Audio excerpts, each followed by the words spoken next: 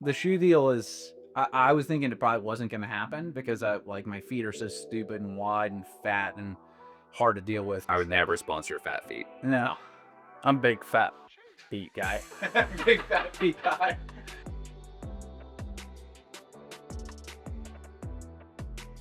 Welcome back.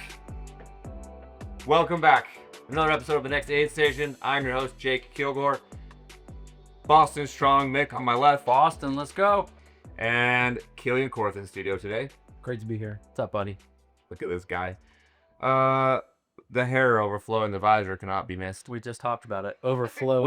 We just had some of the best conversation that I'm sad because it's not going to be live or on air. Just pretend it never happened.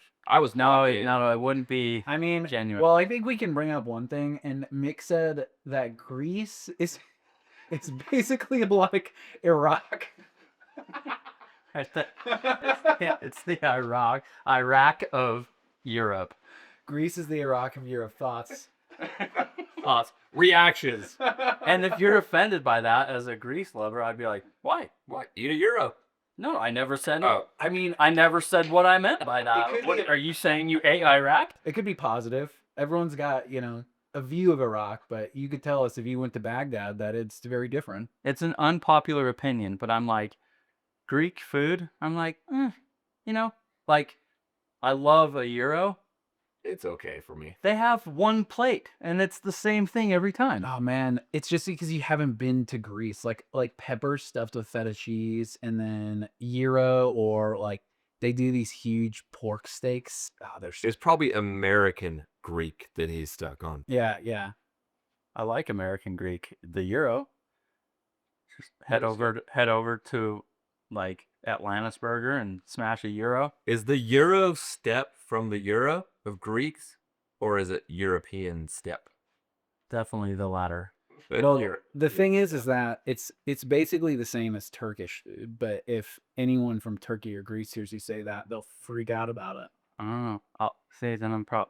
It's, All right, we're live. Let's get on to something people want to enjoy listening to. All right. This week, hang on. I What got- the hell is that supposed to mean? your conversation is boring. You're boring. We'll pick it up later. We'll pick it up later when everyone else is watching the stupid Super Bowl. All right. Today we've got a number of things on the docket. But first and foremost, today is Super Bowl Sunday. And Kilian was like, is there a football game today?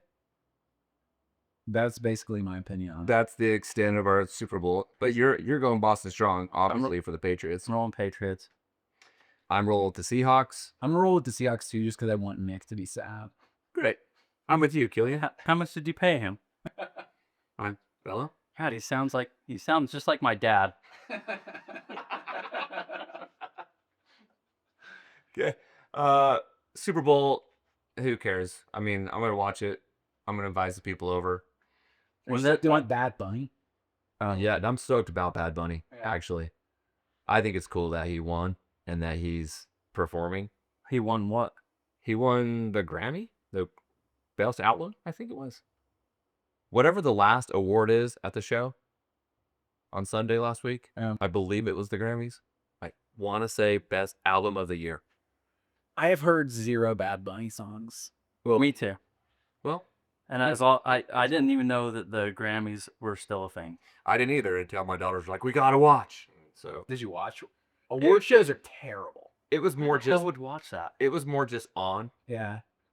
It was like Meg watches a live stream. Yeah. It's on in the background. I was actually working on, trail running stuff, Cocodona, podcast stuff. It was just on in the background. Unless Ricky Gervais is there to berate everyone, I'm not interested. But if he's there to berate some celebrities, I'm I interested. thought for sure you're going to say Ricky Iglesias. And I was like, big Iglesias fan. All right. We've got a number of fantastic topics today with Kilian Korth. One being that we're not going to talk about Super Bowl because by the time people listen to this, The Patriots. it will mount and they'll win their 19th Super Bowl. Is Tom Brady still quarterback? Yeah, it's going for his 12th. Wouldn't that be 8th? He's been Well, yeah. He's been to Super Bowl 10 times and won 7. I do know that Bill Belichick didn't get into the Hall of Fame on his first try. Yeah. Yeah, which seems silly. Yeah, that From what little I know about football. Incredibly silly. Yeah. They're like, he cheated. is that what they're saying? They're saying, yes. Because of Like, gay is a deflate gate? or Deflategate? Yeah. There's the hell up there. Are you serious? Stealing signs, stealing and videoing and, all the stuff everybody else was doing. Yeah, that's the exact same stuff everybody else was If doing. he's not in, then there isn't one. Right? It literally I doesn't think even mean that- anything. Exactly. Yeah. First ballot Hall of Famer. I'm like, how does he not get into the Hall of Fame? Yeah. No, like it's going to lose all credibility if he doesn't get in. Imagine if they do Tom Brady dirty the same way. He's like, He's okay. Did you guys watch the Winter Olympics opening ceremonies? I did not. Did you know it happened? Uh-huh. It happened 2 days ago on Friday. Oh, if I did know it happened. Did anything special happen on there? I see a note here. If only I had time to pull up. I didn't even know what was happening. I'm watching it and I'm like, what are they doing? These like 3 different colors, the primary colors. Okay, red, yellow, blue. Paint tubes wouldn't were have- like floating above. They did it in the big soccer. that thing have like 5 colors. Anyway. No, so the primary colors are three colors because you can make any color. Any color with those there are. Yeah. And it was like this Italian paint job. They were like doing, everyone was dressed up in all the colors of the rainbow, and it was really, really boring. Really boring. I Unfortunately. was going to say that looks like his race outfit. Maybe it's the same people. Looked like whoever dresses Kilian choreographed the Winter Olympic opening games in Milan. So what? He says, "What? What do you mean it was boring?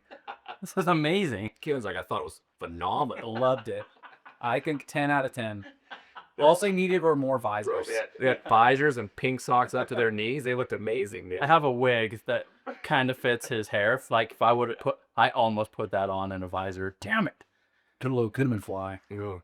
We were too busy being tech guys. I did see though that Lindsey Vonn crashed and so tore her ACL in training and then crashed and fractured her leg. Oh damn! Which is just like the most unfortunate. And I think that might have happened today. Yeah, today. Yeah, I saw a notification hit my phone. I was like, ooh. How long ago was the tear? 6 days.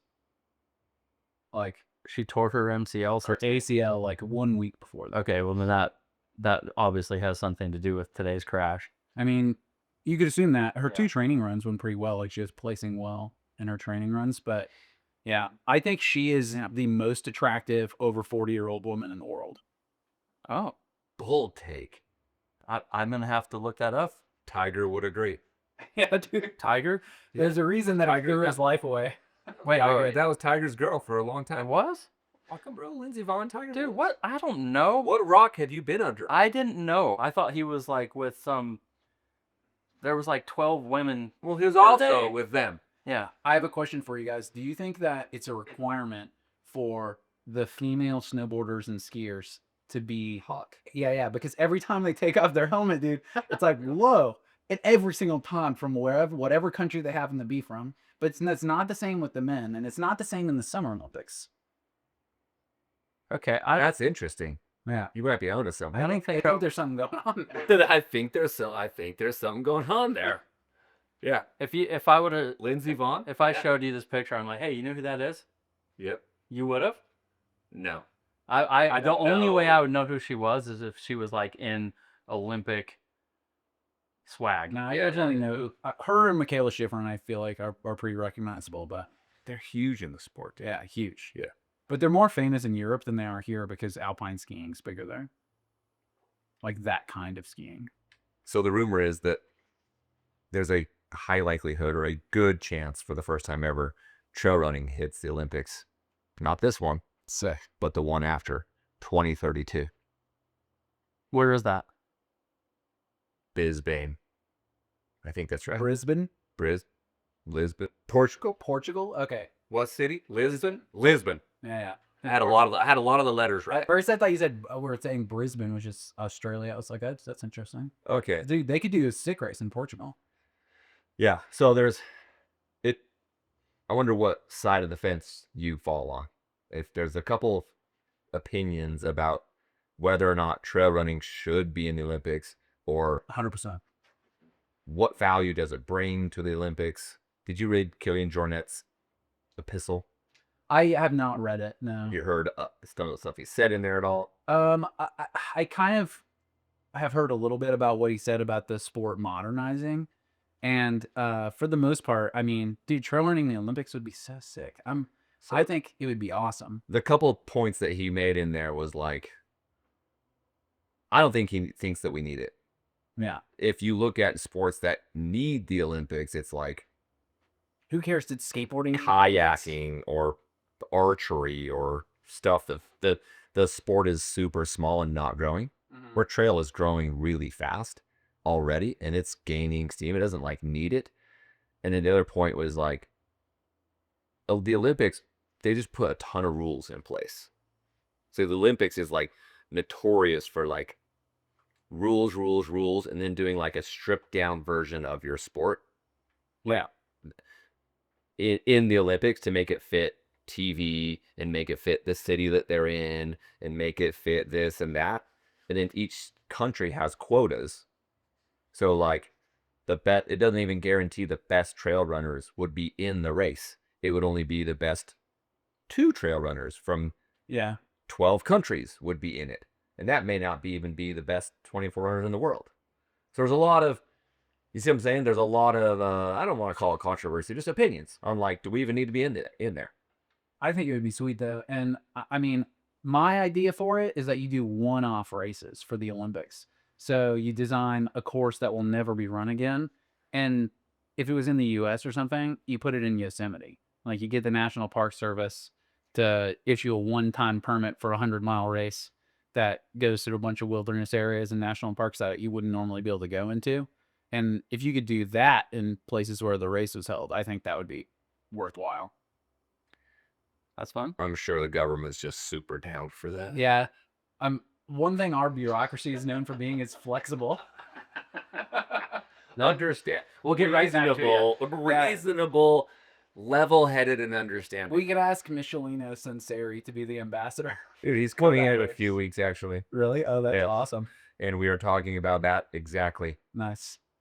I'm excited for that. That's going to be a fun convo, dude. He has the best name of all time. The other Mick. Michelino. The other Mick Yeah. will be in studio in a few weeks. Yeah, it's going to be fun. So I don't know, dude. I don't know. What are you guys saying? I want it in there. Yeah, I'll sue. Whether someone needs it or not. What does that even mean? It's not. You don't put a sport in there because the sport needs it. It's because it's fun and people would watch it and it's in. I mean, if curling's in there, Curling needs it, dude. that's so boring. It's so short. I don't care. Like I want to watch. I bet curling is really hard though. Like don't you think it's like you probably go and try to hit a bullseye and there'd be no chance. Yeah, that's just because it's hard. I'm only down for trail running to be in if it fits like the culture of trail running. Like if you're able to get the athletes on the courses, like it's not stripped down and limited. Yeah. If it's limited, I think it's kind of dumb. Like I think some sports suffer in the Olympics because they put in all these fair. What's in guard? Yeah, I was gonna ask for that too. So beach volleyball I followed for a long time because a good buddy of mine went to 4 Olympic games. So I always follow beach volleyball. Mhm. So for example, beach volleyball is probably on a similar trajectory out, 15 years ago as trail running. It never hit the masses like trail running, just, for I'm sure a bunch of reasons. But for example, the US men and US women they each got to send 2 teams to beach volleyball. So 2 men's teams, 4 athletes in the whole country could go. And then not every country, but there was a list of countries that all had quotas where they got to send up to 2 teams. Some got to send 1 team, some got to send 2. So you could have the third best US team is a top 10 team in the world. But they don't get to go to the Olympics because the US is capped at 2 teams. But this argument applies to every Olympic sport. Like when I was a swimmer, at one point the US had, 7 of the best 200 freestylers in the world. And, so 3 of them aren't going to the Olympics. So I don't, Yes. that's something you could use to kind of undermine the whole structure.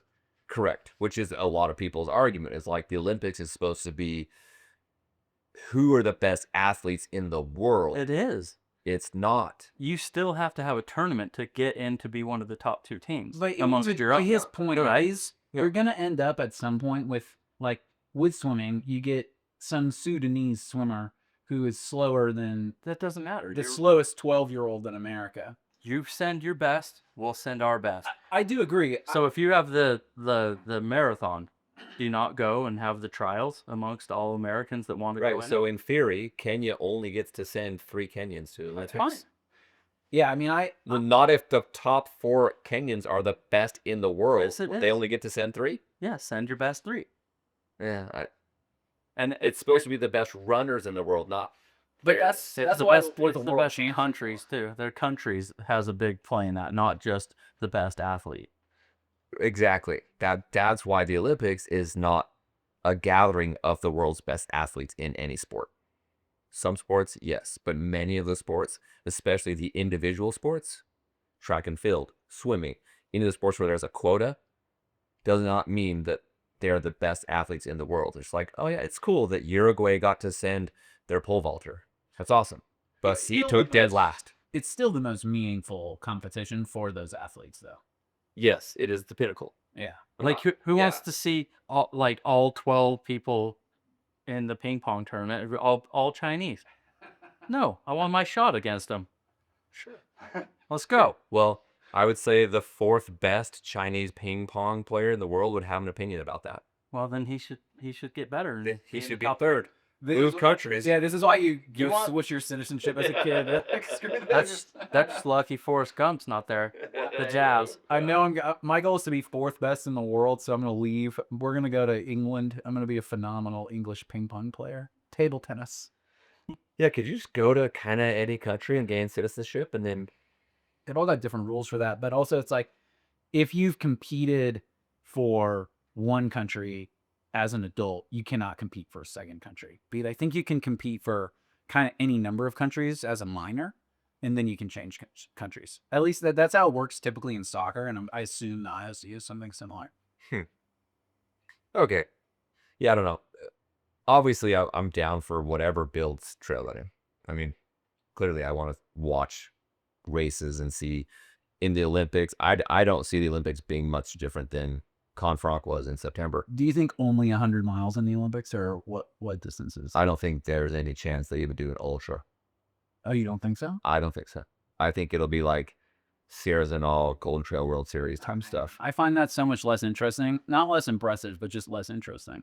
I don't see them doing anything over a marathon distance. I think It's just an opinion. I have no data to back this up. yeah. Other than just like at a, I don't know, maybe a 50K at the very most. So Remy Benang Yeah, like Remy. crushes. hmm Yeah. Anyone on that Golden Trail World Series, like Yeah. Christian Allen types, like he would be on the Olympic team. Yeah, that's fair. I would like multiple distances if it was going to be my ideal situation here. What would be your ideal distances for trail? I think 100K, 100 miles would be realistic. I mean, obviously, I'd love to see a 200 in there, but I don't know how much mass appeal that has. Although if you go by live stream numbers, you're looking at 200s being some of the most popular. But no, I mean, I'd like to see at least a 100-miler at minimum. So like a 30, like 30K, 50K, 100K would be awesome. Yeah, something like that would be cool. Yeah, I think you got to do something sub ultra. Yeah, because then you give everybody, you give everyone who's in the sport a chance to make the team. Like track and field, right? You got your sprinters, your middle distance, and then your 5 and 10 What Ks. about cycling? How long does that go? Cycling is In a Italy? day, right? Oh, Like it's one day? they have like two different lengths of time trials, or no, they have a time trial and then they have a single stage race. Okay, I mean, they can do 100-miler in a day. Yeah. So give them 100. Yeah. That would be much more interesting in my opinion. Like marathon 50-miler, 100-miler. Something like that, or I think a 30K, 50K to keep it with the kind of ultra distances. So it should be in kilometers because we're the only idiots that don't use that metric system. So yeah, 100K would probably make the most sense. Yeah. Or 120K. Yeah. There's UTMB has a bunch of 120-kilometer races that are just freaking amazing. Yeah. I'll rate out. Bang. Yeah, they have a bunch that are awesome. Trans Gran Canaria, is that 120? Or is that a 100-miler? That might be 105K. Yeah, they got a bunch right in that distance that are like between 100 and 120K with 18,000 feet. Yeah, sick. They're so cool. Those races they're growing to be my favorite events. I hate that distance so much to run, but they're awesome. Yeah, sure. Yep. So speaking of sub-ultras, did you see, this just came up a couple days ago, Broken Arrow is not on the Golden Trail World Series calendar this year. Are there any North American events? No. Do you think that's a political decision? I don't know. I was blown away because didn't ACG just give Broken Arrow 150 grand in prize money? Yeah. Jeez. They did. And they're not on the Golden Trail World Series calendar. Wow. Dude, 150 grand in prize money? Sweet. 30 grand for winning the 23K. That's going to be fab. Male, female. That's awesome. Yeah. 150 freaking grand. And they're like, cool, we don't need to be part of the Golden Trail World Series. Or maybe it's probably not. I'm sure they would want to be. That money will attract elite talent. They're attracting everybody anyway, right? Yeah. So I wonder, I don't know what the relationship is between a race and Golden Trail World Series. Like, do you think there's a bunch of hoops that they have to jump through and they're just screw it, I don't want to jump through the hoops? Like hoops as in they got to pay to be part of Yeah. Golden Trail? Or what's the relationship? Financial. I mean, I know you have to jump through some hoops to be a Hardrock qualifier, and that's why URA was like, we're not going to jump through these hoops anymore. So if they knew they were getting that 150 grand and Golden Trail Series was like, hey, keep doing what you're doing or give us more or something, like, easily they could have just been like, nah, no. Maybe Golden Trail, maybe they take a percentage of revenue or something. Yeah. There was something like Hardrock turned down UTMB. They didn't want to pay them. Remember this? A few years back? There was something. Like Hardrock is not a UTMB. I don't remember what exactly it was, but I remember seeing an article where Hardrock was like, nah, we're good. F off. So there's no North American Golden Trail World Series though? Here you go. Let me confirm. I ain't Canada. wrong. There's one in Canada. I'll read them off. Zagama, Spain. Italy, Canada, Austria, Switzerland. Here's and all. Japan got a new one. So those are the two new races this year. Canada got one and Japan got one. And then the Great Wall of China. And South Korea. So 3 new races on their calendar. 3 new locations. Man, really going hard in the Asian market. Yeah.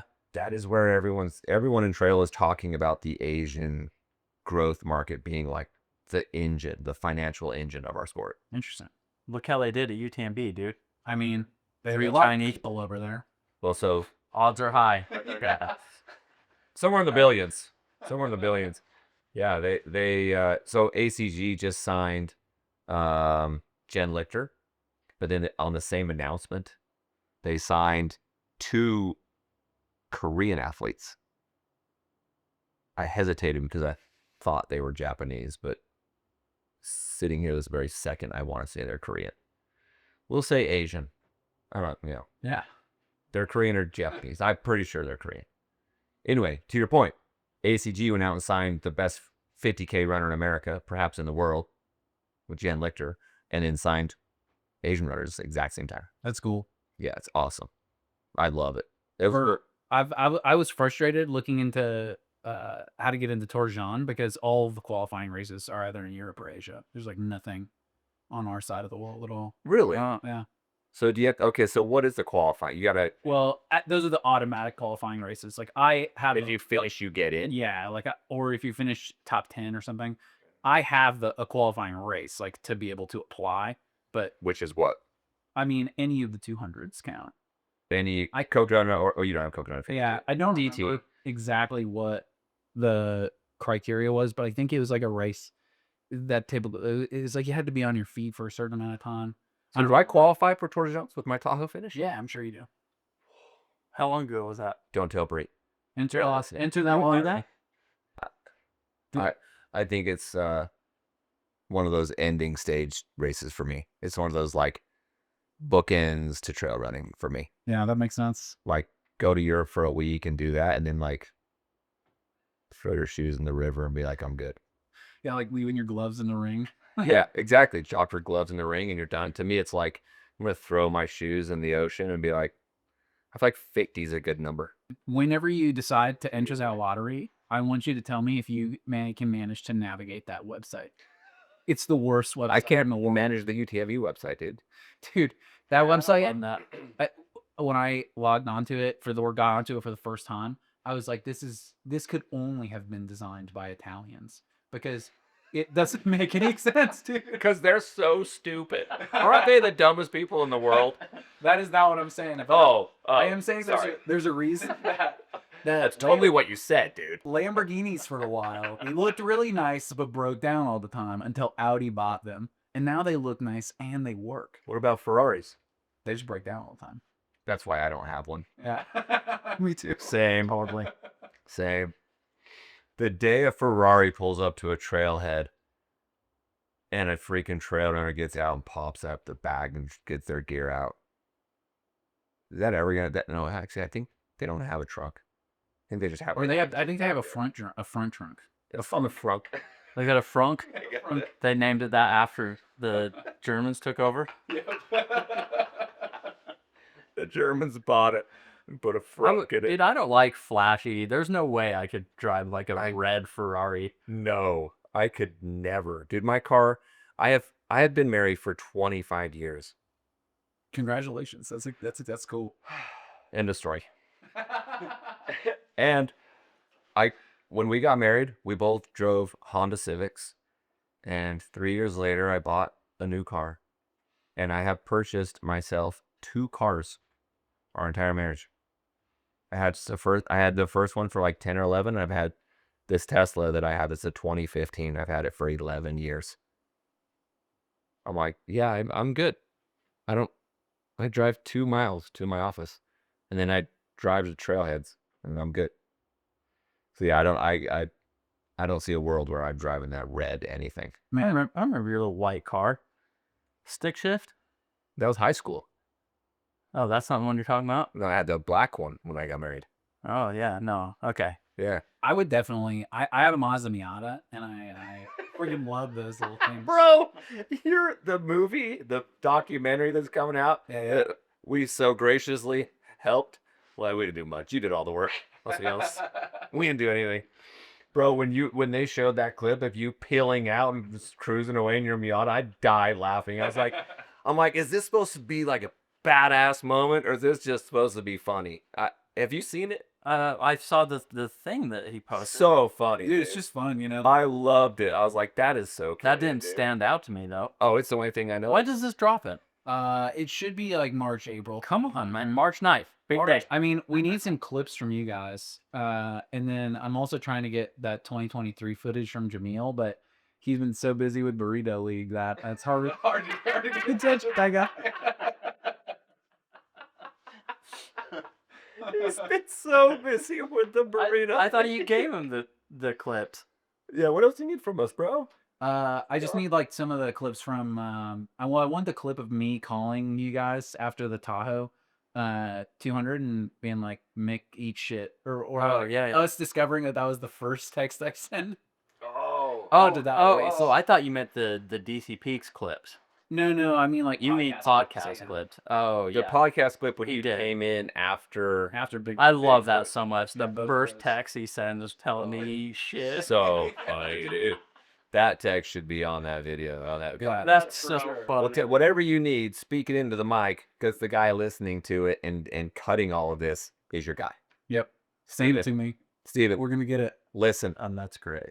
Yeah, whatever you need, dude. Obviously. Yeah, we want to be there. Are you guys going to do a little tour and go to a couple? Hopefully there's some live screen shows. I mean, that might wait till post Cocodona to do a few live screenings, but who knows? I mean, I've got like a really busy March with crewing the Monster and then the Cocodona Everyday Ultra Training Camp and stuff. So it'll just be like whenever it gets done and then kind of what makes the most sense. Yeah. So crewing, are you crewing Eli? Yeah. Let's go, dude. Eli has some bold predictions. Bold predictions. I mean, he's changing. It's been fun to work with him because it's just like a shift from I want to finish these races to I want to win. And it's been a process of like both of us working together to kind of work on the shift in training to like, what does that mean? And there's going to be, some mental stuff that we'll talk about and whatnot. But I think, he doesn't, I don't know if he knows exactly how hard it will be because, at Moab, for instance, he was talking to me and when it was, pouring rain and stuff, he let himself stay at an aid station. And like, you can't do that, so there'll be some things and I'll be there for him. So What do you mean by he let himself stay? He didn't want to get wet? well, it was just miserable and cold. And he's like, I'm going to sit at this aid station. It's warm and I'll chill out here until I feel like moving again. Man, I don't blame him. CJ, I love the way you do that too, because Yep. I never told you this. During Halloween, you were great. Every lap I came in, you ran with me, right? Yeah. And then I had blisters under both of my feet, and he took care of those. And then I'm like, oh shit, those hurt. Like they were sore. And he's like, yep, they're blisters. They're gonna hurt. Let's go. It's just all. And I'm like,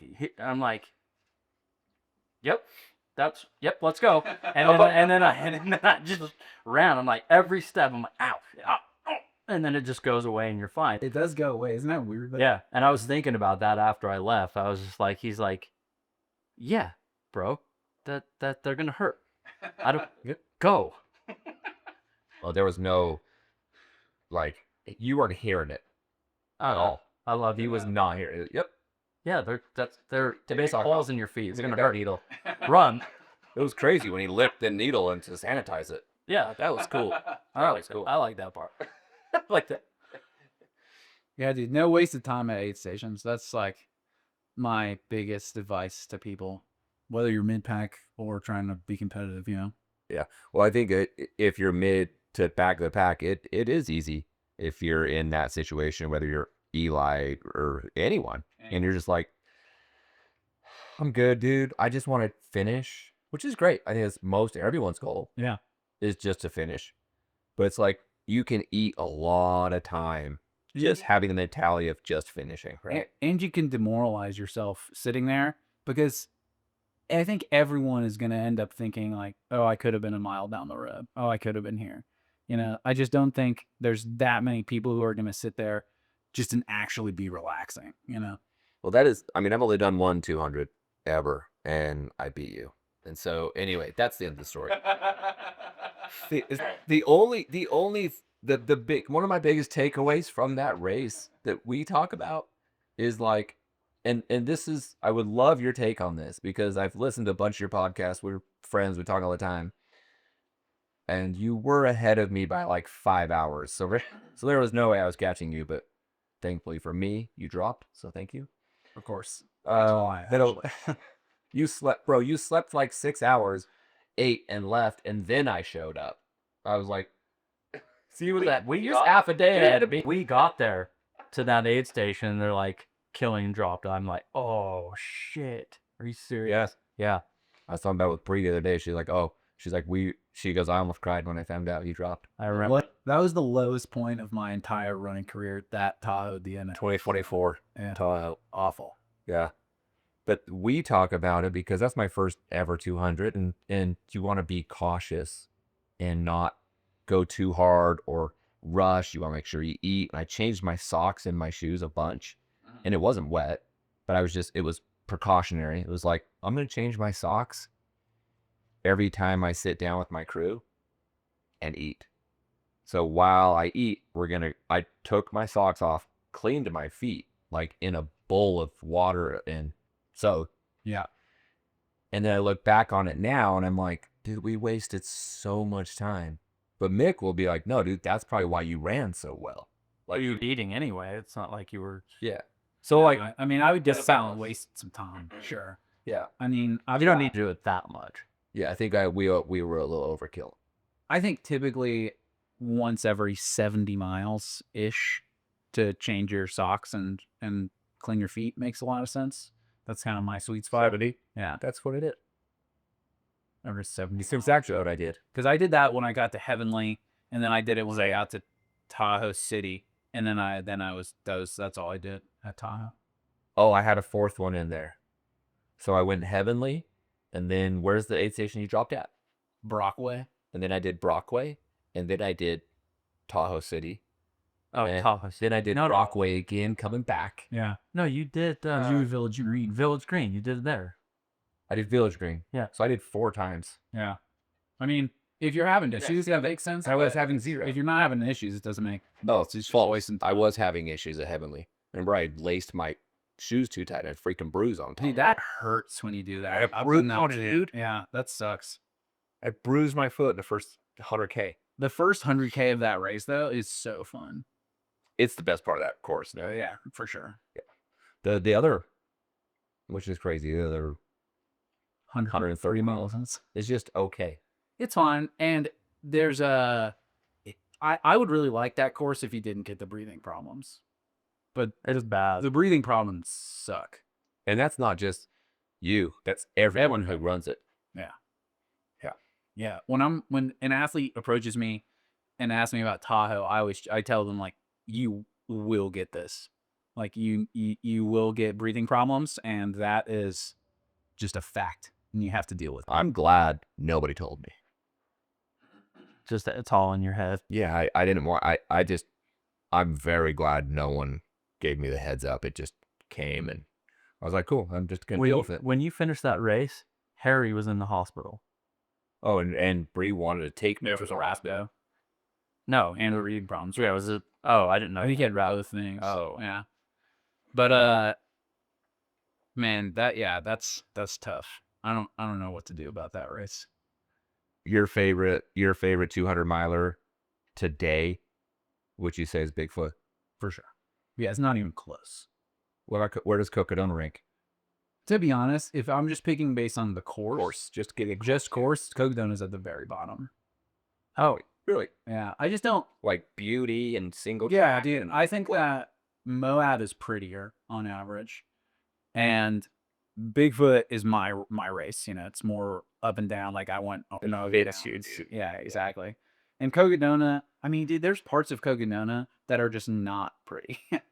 Like even the most boring part of Moab, which is a flat road marathon, it's still really beautiful. But Dead Horse State Park in Cocodona, which is a state park, is just ugly. It's just like brown, flat garbage, and you can't see out, so you can't see the mountains. Fain Ranch blows. So time it to be a dead horse in the dark. Yeah. Great. But I'll update my spreadsheet. What's funny is you get, like, going into Dead Horse, you like pop out in Jerome, and then you kind of descend to Dead Horse. And from Jerome is one of the best views of the course, because you get Pol Verde Valley, and you get to see a little bit of Sedona and the San Francisco Peaks. But then you go into it, and it's just kind of interesting. Fain Ranch wasn't, that section you did. Oh, it's made awesome. Yeah, I'm sure it goes back to the whole, if you're going to do 250 miles, you're going to have some sections that are whatever. They're all going to be Mueller Park Canyon. He's saying that that's not true at Bigfoot. Well, there's some trails that kind of suck at Bigfoot, but the difference with Bigfoot is that I feel like even the trails that kind of suck make the race a little bit better, because it feels so adventurous. And the trails clearly, like, never get used. Yeah, there's like no cell phone reception. Yeah, and it's just like there's a feel to how consequential it is at Bigfoot. At times, if you snap an ankle or you do something, you're getting yourself out of there, and it's going to take a really, really long time. So there's this, like, added edge at Bigfoot that I really like, that you don't really have at Cocodona, because there's always kind of a town around the corner. That would have been your own damn fault. Well, but yeah, that's true. Yeah, but also, Bigfoot does sound cool. I should try and get into that. You should, yeah. I should. Dude, I've heard you're very welcome at those places. Yeah. Somebody asked us. As long as the runners feel safe, I'll get it. Oh, Safe space. but they're not going to feel safe if you're there. Runner safety is first. The Alex dude that we ran with Eli. Have you met him? Uh-huh. He's from Dallas. He finished Moab. He wanted us to pace him at the Monster this year, and I'm like, I don't think we can go there. Get disqualified. I'm like, I'll meet you on this 50-mile cart path run. I'll run it with you. Yeah. I'm like, you're 50 miles on the road. Dude, it's really 60 miles on pavement. Is it 60 on? Yeah, because it's like 50 miles. It's through the city of Tucson, and then there's like a little bit added on to each side of that. That should be super easy to drive food and stuff to the aid station then. All that road. Yeah. Just get in the van and just drive right to it. Sounds easy. Picture that water. Should be easy. What's the Drive drive right so over. hard? Huh. Interesting. Maybe that's why they have half the runners this year. Anyway, That's no comment. that's good for Eli if he's trying to win it. But he does have to beat Mike McKnight. He's also got to be Ashley. Dude. And he's Yeah, true. And he's I think Ashley could win the whole thing. Yeah. Bro, I He totally said that. like that. I mean, I'm not. I'm in Eli's corner, so We're talking about Eli Westby. Yeah, we were just You're you're just being real. I'm pulling for Eli. But I would not be surprised if Ashley won the whole thing. When we were running the other day in LA, I was like, dude, I don't know, man. I'm gonna have a hard time not picking Ashley. He goes, yeah, man, for first female overall. And then he told me the story how those two were been kind of bantering. Oh yeah, dude. Then he gave me the backstory. We had some very funny banter on a run. Yeah. No, she's tough. She's a beast, dude. She's training to break the 100-mile world record right now at Jackpot. Yep. And Joe was telling me that one of her training runs was like 37 miles out of 7:15 pace, and she just felt like she was like, yeah, I could have just kept going. Whoa. She rode. I have to be. It was either road or a treadmill even, but dude, whatever that is. 7:15 pace on a treadmill is awful. Yeah, That's hard. She logs miles on treadmill. yeah, and she's fast and minuscule. She is a tiny person. She's durable. Yeah. So freaking durable. I will say, I don't love this race for Mike McKnight because of his schedule. Oh yeah. And I know he's badass, but I'm like, it's not really his A race. And if you're doing he's doing everything. He's doing the Triple Crown, he's doing Hardrock, he's doing Cocodona, and he's doing this. Arizona. And I'm like, that's easy to say, I'm not blowing up my whole year for this. Like, it's not going well. Or, just like me. He'll be in here in a few weeks. I'm not saying he's a bitch. I'm just saying he's a human being. Yeah. And that's a huge schedule. Whatever you do, even if you DNF at 150, you've got 150 miles on those legs. So it's still the same recovery. yeah, The recovery from 150 to 300, the same. it's probably not that different. Yeah. Oh, really? Oh yeah, I think. I'll let you guys speak to that. I don't know. crazy The to think. sleep I think it's aspect is probably different, but yeah, it just at some point you're just like, okay, we're out for a couple weeks here. Dude, I would need like a counselor.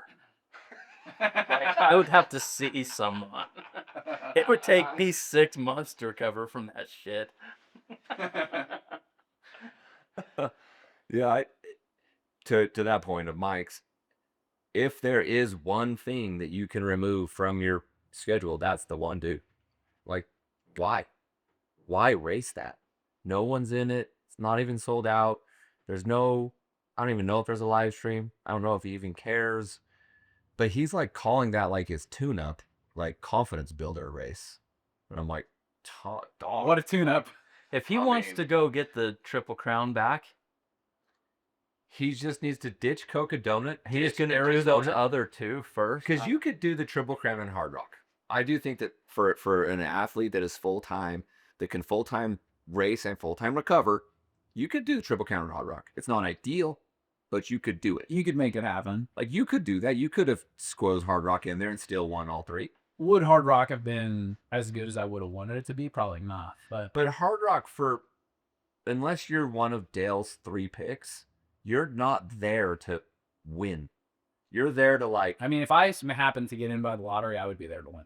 You would be, because no one else gets in until they're 30. Yeah. Typically, people are getting in when they're 40, and it's like, dude, this is a bucket list. Like, I'm going to enjoy it. I'm going to finish. I just want to have a day at San Juan's. You're not beating Tom Evans. I'm like, great. You're not beating Tom Evans. I'm like, so most people, now you're an elite athlete. You have chance. But for all of us, Mike included, is just like, dude, I just want to like, I've been trying to get in that race for 10 or 11 years, man. God, fun. Yeah, like I obviously I'm doing it, but yeah, that's a hardy schedule. It is a hardy schedule. I mean, I'm a big fan of McKnight's, and I hope he does well. But that seems like a lot of racing, May. What are you gonna do if he beats your Golden Crown, Triple Crown record? You're just like, cool.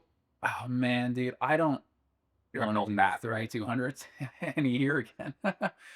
Which is why I'm so amazed at his schedule, because I think of 200s as having been like so much effort and so much mental. There's just like so much of your mind that goes into it. You know, I like recovered for pretty well physically after Moab, but it took me 2 months to feel like I wanted to do long runs again. But yeah, no, if he beats it, I'll be stoked. I'd be excited for him. But would I be going back the next year? Probably not. I mean, dude, there's so much to do in the world in ultra running and outside of, you know, organized races that I want to do. That I just don't. I don't know. It's not that wouldn't excite me necessarily going back. So glad you said that. So glad. There's something like, bro, dude, you're in your prime, entering your prime, and I'm like, cool, check it off. Yeah, you hold the belt. That's great. You don't have to like go back and get it. I've got like, you know, but partly due to Finn Melanson's podcast, Single Track, I've got some like fire in my belly about doing a fast 100 and seeing what I can actually do in that space. Is that? Wait, has that one dropped yet? No, you just did it. It's going to be the end of February or like third week of February, something like that, after the Black Canyon stuff happens. Oh, they help push it out. Yeah. Okay, yeah. So you just interviewed. We had a great conversation, but I have used the podcast that he did as the recap of the Ultra Runner of the Year stuff. Every time I've done a speed workout since that podcast, I've thought about what they said in that podcast. Which was? Basically, well, to be fair to Finn, when we talked, he We don't need to be fair to him. nah, he basically like conceded this point like right away. Yeah. But what they said in the podcast that annoyed me was that the only way we'll know 200s are relevant is if someone who wins UTMB does Cogedona the next year. And that's what I took umbrage with. And he, in the podcast, basically was like, yeah, I wish I hadn't said it that way. And so, totally fine. But I'm going to go the Michael Jordan last dance route and use that as extra fuel every time I need it. So every time I've done intervals since then, I've thought about those 3 guys and I've just been like, let's go. Heck yeah, dude. So it's just a little extra fuel, you know? I love it. You got to find that, man. Yeah, it's fun. Hours and hours of racing. That's how we met you. Yeah. You like that shit. Yeah, it's just like, who? Oh, that's exactly true. That's literally how we met him. Tell the story. He signed up for DC Pete's 50. This is in 2021. Your comeback. Oh, this is 22? Oh, 21 got snowed out for us. 2022, you're coming off of injury after the hamstring tear. And your first race back was a tune-up race with us. And he's listening to our predictions. And we don't name him. We had no idea. Why would you? Yeah, why would I? But he's just like, all right. And he heard the prediction. Okay. And he comes over, wins the race. I'm pretty sure that's the first thing you said to us. Oh, no, we were running with them. Yes. Yeah, we ran the last 3/4 of a mile with him on the road, and he let us know. Well, I don't even remember what you said. I said I just wanted to prove you motherfuckers wrong. That's exactly what you said. And we couldn't have been more excited. Well, yeah, because we were like, we didn't know his name, and we were like, Chepe's going to win our race. Yeah. And then he beat him. Yep. Dude, that win over, I mean, I know he had raced Wasatch, so I think if all else being equal, he probably beats me in a 50 miler. But that win over him has aged pretty well. He's so good. Yep. Oh my gosh, his last 3-4 years at Wasatch and then Bear. Yeah, remarkable. And he did one of the years he did Wasatch, and then like a week later ran a 2:55 marathon or something like that. Yeah, it was 2 years ago. That's how's that even possible? It might have been like a 2:40. Yeah, it's crazy. Yeah, and then 2 weeks later did Bear. Yeah, he's doing Wasatch again. Man, he loves that race. He's going back for more. Yep. He won it last year, right? Yep. Yeah. Yeah, monster. So, this news just in. The next aid station created a fantasy league Let's go. on Fantasy Free Trail, of course, all places where anyone would play fantasy, Yeah, right? Is that the only trail running fantasy? has to be. Has to be, right? Are there rules around pros playing fantasy free trail? I don't know. I can't imagine why there would be. There's no money involved, right? And I wonder if they are like UFC fighters used to be allowed to bet on themselves, and I think they're not allowed to anymore. They're not. But I wonder if a trail runner would be allowed to bet on themselves. I don't think so. No, probably not. I don't think is there even betting in the sport yet? Nah. Hey, Although I bet it's our next venture. Let's go. what are those like crypto markets that you can bet on, like how long a press conference is going to be and stuff You like bet that? anything? Yeah. Polymarket. We probably have betting for UTMB. Wait, when I'm in Fantasy Free Trail, Yeah. because I'm a part of the Next Aid Station group, does it automatically just Load them? well yeah Oh, like, put you in the group? yeah like when I I don't go know, in bro. here I didn't like enter into like I don't see our league anywhere. This is also my first time creating a fantasy free trail league. I've got my picks Help. pulled up for Black Canyon right here. I'll read comments if you help us with that one. I feel pretty confident about my women's picks. Okay. My men's picks, I'm a little Mine less didn't confident. save. Okay, let's pull up our picks. Let's go through our picks. So, for those listening, we created a fantasy free trail league. The link to enter is in the Next Aid Station bio on Instagram. So go to our Instagram. We got 3 links on there. It's the 3rd link. Click it, join. We are going to do one swag giveaway every single race that we choose as part of our fantasy league. I guess with the fantasy league, you can add races or not if you want to. So it's not every week, every single race, but anytime we select a race and put it in there, whoever wins that week can order a piece of swag from us, and we'll send it your way. See, this is going to be the extra piece of motivation I need when I pick myself to win a Cookie-Dome. Yeah, dude. I'm not picking you anywhere in Coconut. You gonna pick yourself? Definitely not. Hey, You can pick yourself. That actually makes sense. Carnage. Me picking myself what are you picking you to what? Top 10 with all the carnage? does not. I don't know. Dude, I think top 10 is gonna take 63 hours, What are you gonna run it in? 65-ish, something like that. Me, No, that's what I think. That's what I think 10th place will be. bro. He's going for sub 60. He And has you're going 69. has to be going sub 60. My goal is like sub 72, so it might as well be sub 70. Dude, you should make your goal. I think you can run 65 hours. Yeah, hey, it's a great time. I filled out my spreadsheet and my times, and dude, did you watch the video that came out for Cocodona? Yeah. Last week. I haven't told you this. This is also breaking news. Okay. I was making Last my week. Let me put those down. Last week they sent out the first video, right? The race director sent out the video, like course update, because the what are those owls The called? owls, The Danny? sting owls, the like They went north. the little ground owls. As a word Mexican, Oh, they're spotted. spotted Mexican something owls. I Yeah. swear Mexicans in the name of the owl, but they're nesting. So Is that just a word, not a word for mating? I don't know. Or are they having babies at that time? Maybe they've already made it, and I think the it's babies are eggs. hatching. That's right. Yeah. Okay. That would make sense. yeah, Mr. Educated over here. Nesting. I You're didn't the know smart one in the I didn't know room, bro. any of that about you. The philosophical blah blah blah. I'm like he's this world traveler, multi-degree guy. Yeah, dude. Yeah. Anyway, okay. So you're saying you're going up Elton? you're close.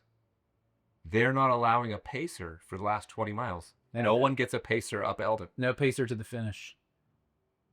I kind of Look at his face in disgust. I'm sort of disappointed because I love finishing with my brother, but it also, like, imagine being in a race at that point, and it is literally just like you two, you know. There's something kind of exciting about that. Just finishing on your own. Yeah, where like especially if someone's catching you or you're catching someone, and it's like instead of having this, the aided like, all right, come on, Kilian, let's go. It's like you have to do that all yourself. Yeah, that's cool. I find that kind of interesting. I actually agree with you. Yeah. My first gut reaction is like, dang, that sucks, because I want someone else to experience Eldon, and I want to experience Eldon in the darkest hours of that race with somebody I had you slogged for that. I'm like, dude, if we're going to run the last 20, 25 together, and that's going to be like a story we're going to have together forever. Yeah. Like a moment of like, this is unfreaking real. But then I kind of got in the headspace where you just said, it was like, actually, after 230 miles, to do those last 20, 25 on your own, that's some willpower, dude. That's something. There's pluses and minuses to both, because I look back extremely fondly on finishing all 3 of the Triple Crown 200s with my brother. But there is this like this side of me that's like, okay, yeah, let's see what you could do, you know. Yep. Yeah, that's a very interesting twist. But it had to do with the owls. The owls. Yeah. So there's like 3-ish sections that they've changed where you could have a pacer or not from the previous year. So I got to update my spreadsheet and all that stuff. But yeah, I thought that was the first standout. Yeah. Was there any other standout change that you noticed that was like, that's significant or not? No, not really. I mean, nothing that popped out too much to me. It's just like, oh, cool. Instead of going that way, we'll go this way. Yeah. It's fine. Yeah. I think it's still 256. Yeah. How spread out does it get? Seems like it'd be crazy spread out by then. Oh, yeah. Oh, super spread out. Yeah. And there's only 300 runners. Oh, they also said in the video that they're not announcing it, but they like their chances that the Forest Service is going to give them an extra 100 runners. Oh, wow. Dude, They're at 300. The top 100 people off the wait list are about to be stoked. That's why they said it. Like, we're not announcing it, but you better be trained and ready. Yeah. Because we feel good about it. Aren't there 800 people on the wait list? That's what we said last pod. 771. That is so legit, dude. And then 100 just one day, boom, in. That's cool. I'm like, well, that's like 200 grand. Yeah. Hey, Forest Service get to cut of that. Man, I have They should do it. After we're done with the Black Canyon stuff, I've got something cool to tell you that I got invited to. Well, you want to go now? You want to do it now? No rush for this. Okay. Black Canyons ain't going anywhere. Well, I got this email the other day, inviting me to the inaugural. It's called the Hamakea 360, which is a 360-mile non-repeating race on the Big Island of Hawaii. That I thought for sure you were gonna say 360 kilometers. No, 360 miles. Oh, It climbs up to 13,700 feet from sea level, 2 times, because you climb both of the volcanoes. What island? The Big Island. I've never been there. Yeah, it looks amazing. Wait, so when is it? It's basically a year from now, so February 2027. And they invited you to come out for like all year. It's all invite only, and it's limited to 60 runners. oh wow. Invite only, 60 runners, 360-mile race. Yeah. Dude, here's the astonishing part. What do you think the entry fee is? Oh, I don't know. I mean, Hawaii, it could be really expensive or covered by the state. It's one extreme to the other. I mean, I'd hope that they're comping your entry fee, first of all. But the entry fee is $1,400. So cheaper than all the 200s. And if the race gets canceled, you get a full refund. What would be the reasons for it to cancel? Volcanic eruptions. Dude, they have the guide and everything. The whole website is super professional. The race guide's already made, and it's like the nicest race guide I've ever looked through.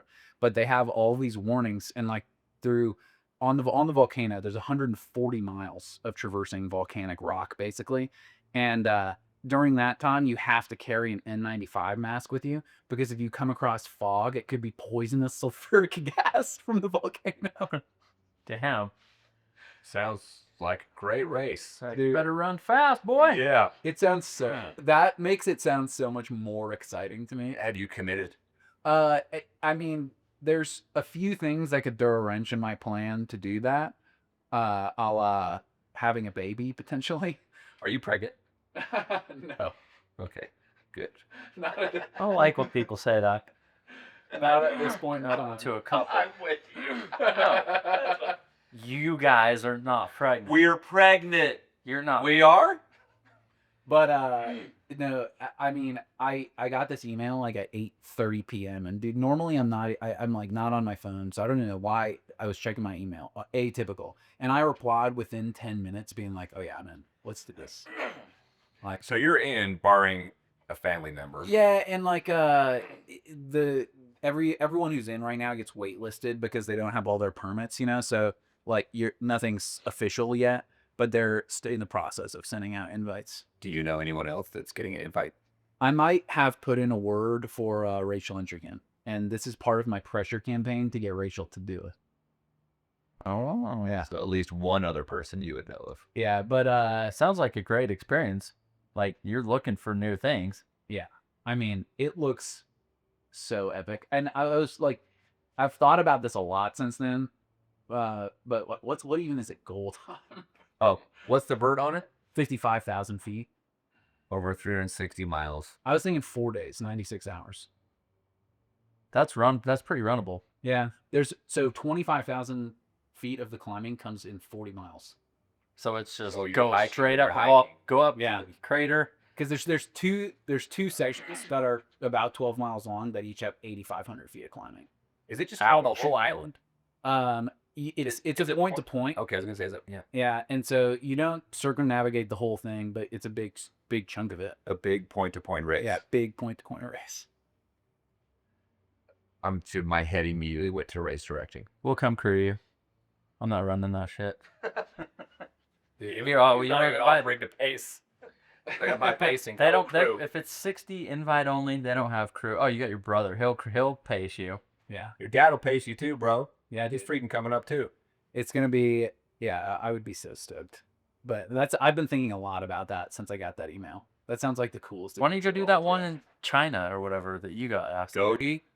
The Gobi, the Gobi. Ultra Gobi. That's in Mongolia, right? Or is that China? I don't know. I'm pretty sure it's in China. Okay, I got invited to it. nice. Yeah, Aaron Kubala did that. I don't know if you know who that is, but he's pretty fast. He came second. Yeah, and you need these adventures. Yeah, that one doesn't interest me as much because what interests me about the Hawaii one is the diversity of scenery. Like you go from literal jungle rainforest to way, way, way above tree line. It was a tough decision. China, Hawaii. I'm not saying one or the other. I know, but I was just like, I got invited to China. He got invited to Hawaii. What's wrong with China? Is it like the Iraq of Asia? I'm pretty sure Iraq is the Iraq of Asia. Oh. Okay, that's cool, dude. Yeah, but I'm stoked about that. I don't even. Really cool. The Middle East is not Asia It is Asia. to me. No. It's actually on the continent of Asia. Yeah. For the Middle East. It's a Part of the Middle East. You know, Europe. No. Yeah. I mean, is Turkey Middle Eastern or is it European? Because Turkey gets involved in like the European games and stuff. that feels European. But Euro stuff. But Iraq does not feel Asian. It's not. Well, They that's need why their own the- thing. I'm That's out. why when you call something Asian, it's like a totally meaningless term because you've got like Indonesians, Indians, Middle Easterners, and then like those people living in Siberia, you know? We gotta fix this for them. They're not. Get on it, dude. Make a call. Yeah. Everybody listening knows Any that Afghanistan, that's not Asia. Middle East. any continent that has 14 time zones or whatever Russia has is like it's too big. Trim it down. Yeah. Simplify it. I could. Do you consolidate? Yeah. A little bit. Come on.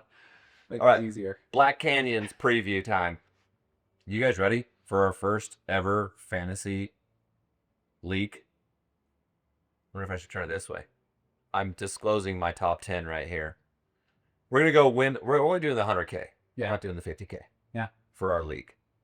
No shade. Just saying. We're going to do ladies first. Ladies first. How do you want to do this? You guys want to go? Bro, mine didn't save. I literally have nothing. Well, you could chime in on ours. Yeah.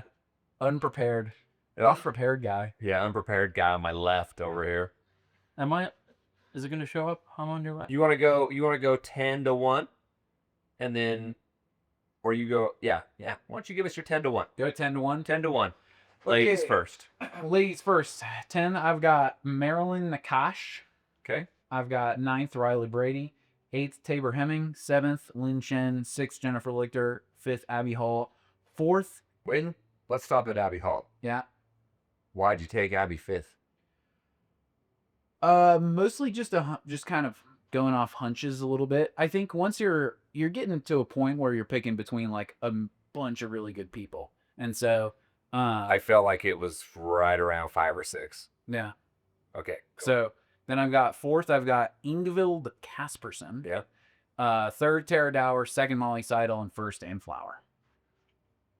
Very close to mine. I'll Yeah. give you my podium real quick to not confuse the people. But I went Abby Hall 3rd. Again, I don't I think know. that makes sense. She could win or she could take 5th. Yeah. What's her motivation? Not a golden ticket. Like, she's already... Is she going to Western? I think so. Is it? I think she is going back. I mean, is this a training race for her? If she wins a golden ticket, does it go down to 2nd, 3rd since she's already in Western? Well, the top 2 get tickets, I believe. Yeah. So does it trickle to 3rd? Yeah. I think only the 3rd. I think so. We should look up the rules. No, we shouldn't have. Somebody else would give us the rules. Yeah. But I decided to go Molly Seidel 1. And Flower bold. 2. That's bold. I think Molly's going to do really well, but I just think Anne with dude, she's also fast. I mean, set the 50-mile world record and then has that experience of going past a 50K. I know, it's just such a fast race. Yeah. I wonder if Molly can log down the fueling. Yeah. Is that the biggest fear for her? I mean, probably, but there's like a durability question. I mean, is there a mental question once you're at a certain amount of hours? I don't really know because obviously like running a fast marathon is extremely painful. So she's got the mental fortitude to push through that, but how I sort of think of like short distances and long distances as like, would you rather rip off a Band-Aid fast or rip it off slow? And I think there's a difference of being at like a 9 out of 10 pain for the last 10 miles of a marathon versus an 8 out of 10 pain for the last 20 miles of 100K. Yeah, plus 50K. Yeah, half the race, sure. Do you think Jen Lichter can do speed? Yeah. You don't have her in your top 10. I do. Yeah, I do. I've got her at 6th. Okay. My bad. I have her at 5th. I think the reason I put Tara Dower as 3rd is Javelina. I know. I battled with that. And I was like, oh. I doubted her at Javelina because I was thinking like, holy, like her year has been so insane. It seems like she's got to be coming into this tired, and then just being there and witnessing that, I'm like, okay, I'm just never gonna doubt. Did you have Tara at what? 3rd. Yeah, I mean, I feel like you are we just guessing? Because they're all so freaking They're so fast. I feel like that on the men's side even more because I feel pretty confident in the Ann Flower and Molly picks being really close, really, really at the top of the one's field or women's field. I mean, but then everyone else, I'm just kind of like, nah, I could just kind of slot them anywhere. Sarah Humble. I put her in my top 10. I put Sarah Humble 10th. I want to see what she can do against the big dogs. I mean, bro, I went my local favorites, men's and women's, at 10th. Dude, we both have Ingvild Kasperson. Nice. Yeah. Dude, she's fast. I mean, she's very fast. Yeah. I got Sarah Humble 10, Shea Aquilano 9, Catherine 8, Tara Dower 7, Riley Brady 6, Jen Lichter 5. I don't know. I mean, I feel like 5, 6, 7, it's super interchangeable. Yeah. Lynn Chen, I don't think I really know who she is. She won the 50K at UTMB last year, right? The OCC. Yeah, I think so. I am aware of who she is, but I'm like, I'm just hearing so much talk about China. I'm putting her in the top 5. Sounds Syrian. What? Yeah. Asian. That's the most specific country. Dude, what? They're coming up like you mentioned before. I like that pick. Do you remember who you have on your? Do you remember who you have on your podium? And Flower. What's Tara- number 1? Yeah. Nice. Tara Dower second. Nice. Riley Brady third.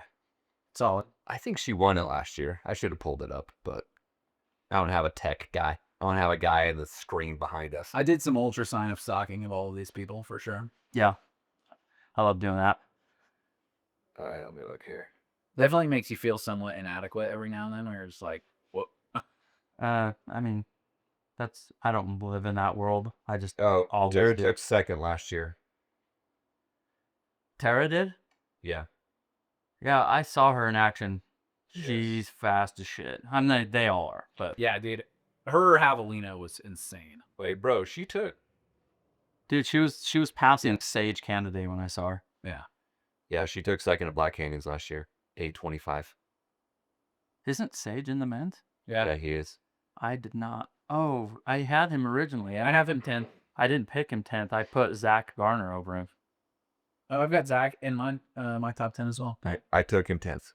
Nice. Same as Sarah Humble. I'm like, I'm gonna squeeze him in at 10th. Dude, Zach can beat Sage. I don't have Sage in the top 10. Move on to men's. Sure, let's go. I went first with the women. You can go first with the men's. Yeah. I know who you picked first. The meat. You know who? I know who you picked to win it. Okay. Same person I did. Of course, Francesco Pupi. Correct.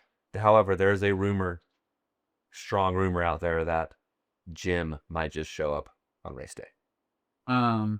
He just ran 50K with Francesco on the course. They ran it together, 50K together. Poopy also mentioned being a little injured in an Instagram post recently. I missed that. Yeah. So do you not have him winning? I have him second. Who do you have winning? Hans. Oh, Okay. I got flip. Also because, dude, I've never met Hans, but he seems so likable. Yeah. The kid. Yeah, I have Hans third, Canyon Woodward second, Francesco first. My podium is the same 3 names, just arranged differently. I've got Okay. Hans, Francesco, Canyon. Where do you have Coleman Cragen? I have him 9th. I have him fourth. I have him 5th. I have Eli Hemming in the podium in 3rd. I have Eli 4th. I have Eli sixth. This is crazy. So, okay. You guys heard of Craig Hunt or Steven Kirsch? No. I got those dogs on there, 7th, 8th. Those dudes are fast. I didn't even know really who they were. I got Zach Perrin. And I got my research on. Okay. If Jim shows up, He'll win it. everyone move down a spot. Yeah. That's easy. Okay, I do have a question for you guys. Yeah. So every single time I hear Francesco Poopy, I laugh. I laugh. You can't even say it.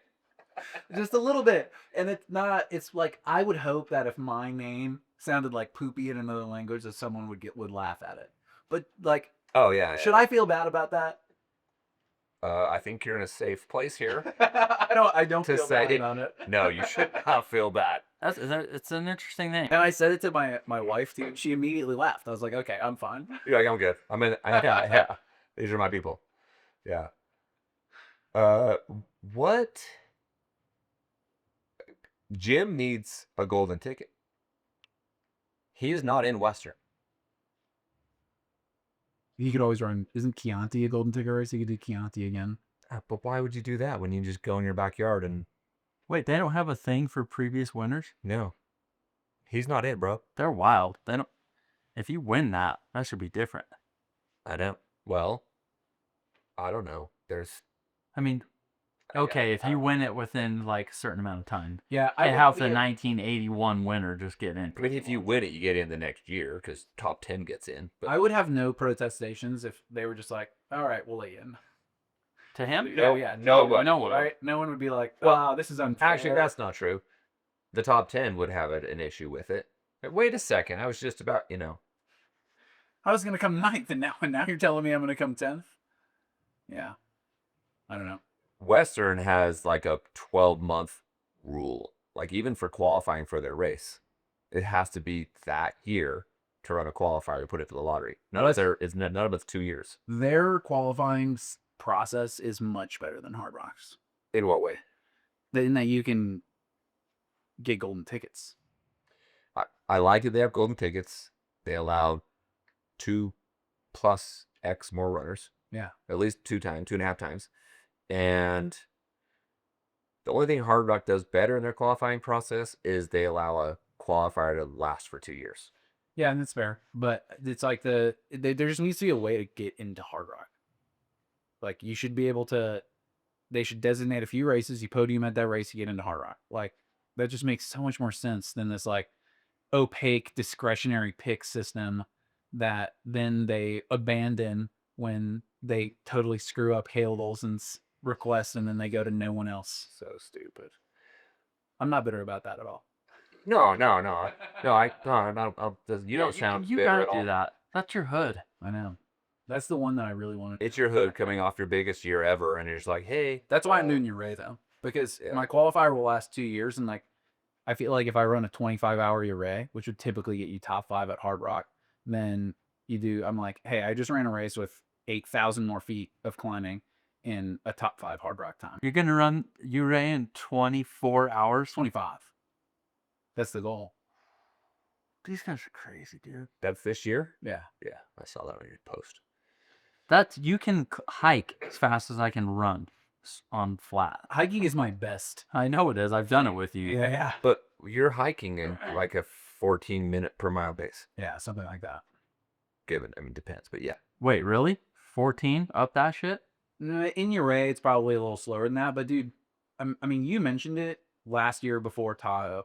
Like my training cycle in Uray before Tahoe was phenomenal. Dude, I was all over that. Dude, I was doing Yeah. 26-mile runs with 11,000 feet of climbing within a lapsed pace. So stopping for water, carrying all my water in the low 14s.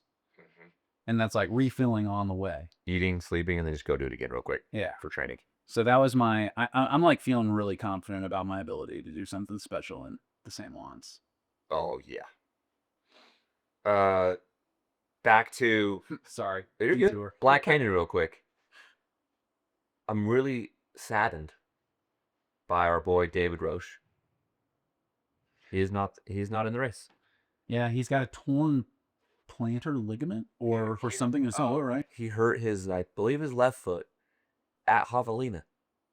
Dude, that And, sounds like- really painful. And then took a couple months to see if it was better, thought it would go away, and then finally saw a doctor and he's in a freaking boot, bro.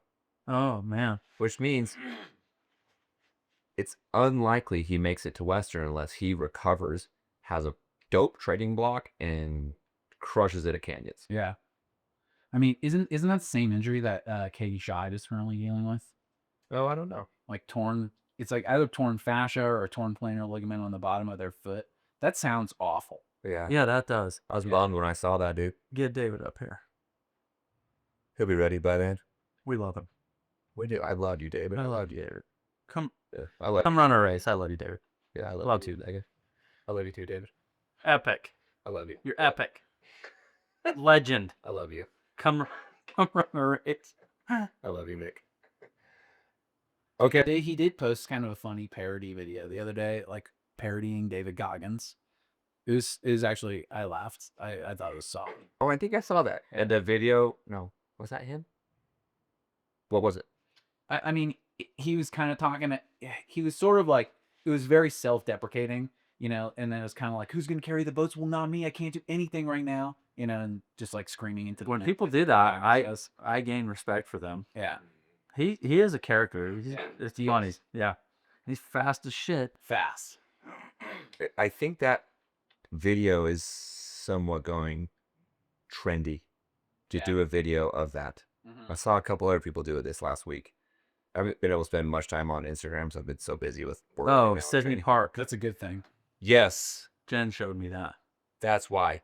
Yes. So David did it. She did it. So I think it's trending. You know how we're into the trend. Where's your video, bro? I can. Are you carrying your boats? Big boat guy, big trend guy. Boat. Big boat. Did you ever you pay attention to the UFC, right? Uh-huh. Did you ever see when Paddy Pimblett was fighting Tony Ferguson and David Goggins was in Tony's corner? And after the fight, he's like, "Who's gonna carry the boats? Who's gonna carry the boats?" Accident. Yeah, he got smashed, dude. Dude, so funny. I love him. I love Paddy. So do I. Yeah, he's funny. He is so He entertaining. looks like a medieval so good. squire who has just been transported. He does. His haircut. That's ridiculous. He's very entertaining. He ran into a buzzsaw a couple weeks ago, but interesting. He seems really nice. Like he's entertaining and also not an asshole. Yeah, It's no, like I both mean, things. they're all a little bit of an asshole, and they have to be in some ways, but when they're talking shit, but they're promoting a fight. Yeah. And he's definitely entertaining. It's easy to cheer for him, actually. Yeah. I was not cheering for him 2 weeks ago. Sorry. That's when you shouted out Jessica Gage, right? Yeah. Okay. Yeah. He's a beast. Okay. I have a couple quick notes. I would really like to learn about some existential philosophy while we're here today. Okay. What do you want to know? I don't know what those words even mean. Can we start with the basics? Yeah, I didn't even have time to chat. You know what it makes me think of? Because if you're talking about your existence and philosophy, I think we're talking the simulation theory. Go. No, that's not what we're talking about. Idiot. Existential philosophy. So the guy who got me into it is Albert Camus. He would have not identified as an existential philosopher, but basically the idea, and it's called the existential tunnel, is when at some point you realize that you're just on this rock hurtling through space, and the universe is infinite, and you're surrounded by oblivion. You know, the conclusion outside of a kind of religious framework would be, okay, so nothing really matters. And so that's, I think, a really important realization that I came to at some point in my life is like, okay, so what is all of this that's happening right now? And in the existential tunnel, you can either continue into the darkness, which is nihilism, and so nothing matters, like let's smoke cigarettes, I'm gonna die young, whatever. Or you can be like, immediately take the right turn out of the tunnel, which is what happened for me. And you're like, oh, if nothing matters, then I get to pick what matters. And so it was really freeing for me to kind of in college recognize this fact of like nothingness and be like, oh, then it's all me. Like I get to decide what matters. I get to decide what I'm passionate about, and it doesn't. Who cares if this is like air quotes meaningful? So there's this book written by Camus called The Stranger, which I think of as kind of like the basis for my philosophical epiphany in that regard. And yeah, it's a good book. It's a short novella, and so if you know, I read it in a day in a rainy tent in West Virginia, and it changed my life for the better. Send it to me. I could do that. I've got like one of those cool old dime store copies. You don't have to actually send me your copy, but Yeah. just the name's fine. Yeah. I was like this the whole time. Listening to God. Oh, I thought at the end he was gonna go and like I could glasses. bro, I could do an hour with you on this. Yeah.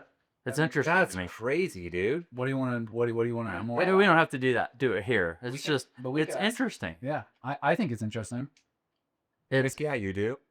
You're smart, dude. I couldn't even follow. I mean, I like to read. I've always been into philosophy, so this is like, and to me, it connects. Philosophy and running are just like the same thing to me. Partly because when I'm running, I'm not often listening to anything, and so I'm thinking about the world. But also because running is like the purest form of expression of deciding what matters. And so, I don't have this like salient why for running ultras. I mean, adventure is kind of the best one, but really it's just because this is what I feel like I was born to do, meant to do. And so I don't have any kind of insecurity with that because of that realization, but how could that be? How could you be meant to do something? Meant from what if there's nothing? Well, yeah. Boom. I think that a lot. That's crazy. True. No, I was not. Yeah. No, I'm not. I don't. No, it's not a I'm just saying I'm just going. This is why it's interesting to me. Yeah, dude. I'm happy to use the framing of like meant to do something, but I don't think that I mean meant to in the same way that you would mean meaning. So what I mean by meant to is that like there's something in my genetics, my proclivities that lead me to this thing, and that is not necessarily inherently meaningful, but that's what I mean by meant to, is that I'm leaning back on whatever is in my 6 billion pairs of DNA that is leading me to do this thing. DNA. Proclivity. What DNA was that is- word? Proclivity. DNA First is time in my life DNA is I've heard that code. word. It's code, Yeah. dude. It's Oh, it, Yeah, It's like- you're on the Elon. we were like, well, no. Like, I think there's a lot with like religion and science, and they might be saying the same thing in some distant way, but naming it different things. Like, no, it's not necessarily a computer. No, it's not necessarily a guy floating up in the clouds. But a lot of the things sound similar, like a creator or like something that brought you to be. Was that a programmer. was that a dad that was a god, or was that a programmer? Yeah. Because I know that sounds crazy on the surface, but I mean, I identify with a lot of that, and I actually talked about Finn or to Finn about the same kind of topic, because I don't believe in free will, and so this all leans back on that, where I do think that we are much more like meat computers and meat robots, just kind of wandering. Meat. MEAT. like like I listened to Neil deGrasse Tyson talk about this. Like, you're presented with 4 options, like a computer game might be, and then you go down the path, and you think you have free will because you picked a path. Yeah, but I then think- you can't actually go back and explain why without offering all of these explanations that are based on your current moment in the present. So I think we're basically just telling ourselves a story about choices consistently, and that's more the framework of the world than like this really like we're all out here making decisions, and I just don't think that actually maps onto how I think about things. Of the actual free will of it. Yeah. It freaks me out to think that, like, if I woke up or my consciousness, the light switched on, and I think I have all these memories, I did the same thing yesterday, I know you, I have this skill because I've practiced it for years. And then some people, I listen to a podcast, and they're like, that could have just been programmed into you. So you have these memories that were just given to you. Well, But you didn't actually experience all those things. I'm like, oh God, I hate it. there's a difference between your past self and your present self, right? Like your present self is only the way you are because of your memories. Like how much of your actual like self-identification is based on what has happened to you in your life. Like I feel like a lot of it. If you made a clone of Mick and it was genetically identical, but you stripped out all the memories, I think that ceases to be Mick. Yes. Yeah. Maybe, unless it goes back to that DNA code that you were meant to. Well, I think you'd have some of the same features, but then I just don't. I think that like anything based on experience then is Yeah. null and pointless. What do you think, buddy? Anyone watching this right now is just watching me go like this. You know why I kind of roll with the simulation theory? I don't. Because, a VR, Oculus. Yeah. Do you believe that it would get better at all? Like from I mean, at Like some the- point we'll be in a like the regular one. 2027 version, do you think it would be better? Yeah. So the fact Every that, year they the fact update. that it can get better tells you that eventually it would get to the point where it would be something like this. Yeah. I liked your analogy the other day of Tesla's robots. and V1 robot with AI over years, 5-10 years, or billions of years. Yeah. That robot, like, becoming human, essentially what we would say is human today. Oh, I mean, His meat robot. yeah, I bet we're not that far from like AGI being a real thing.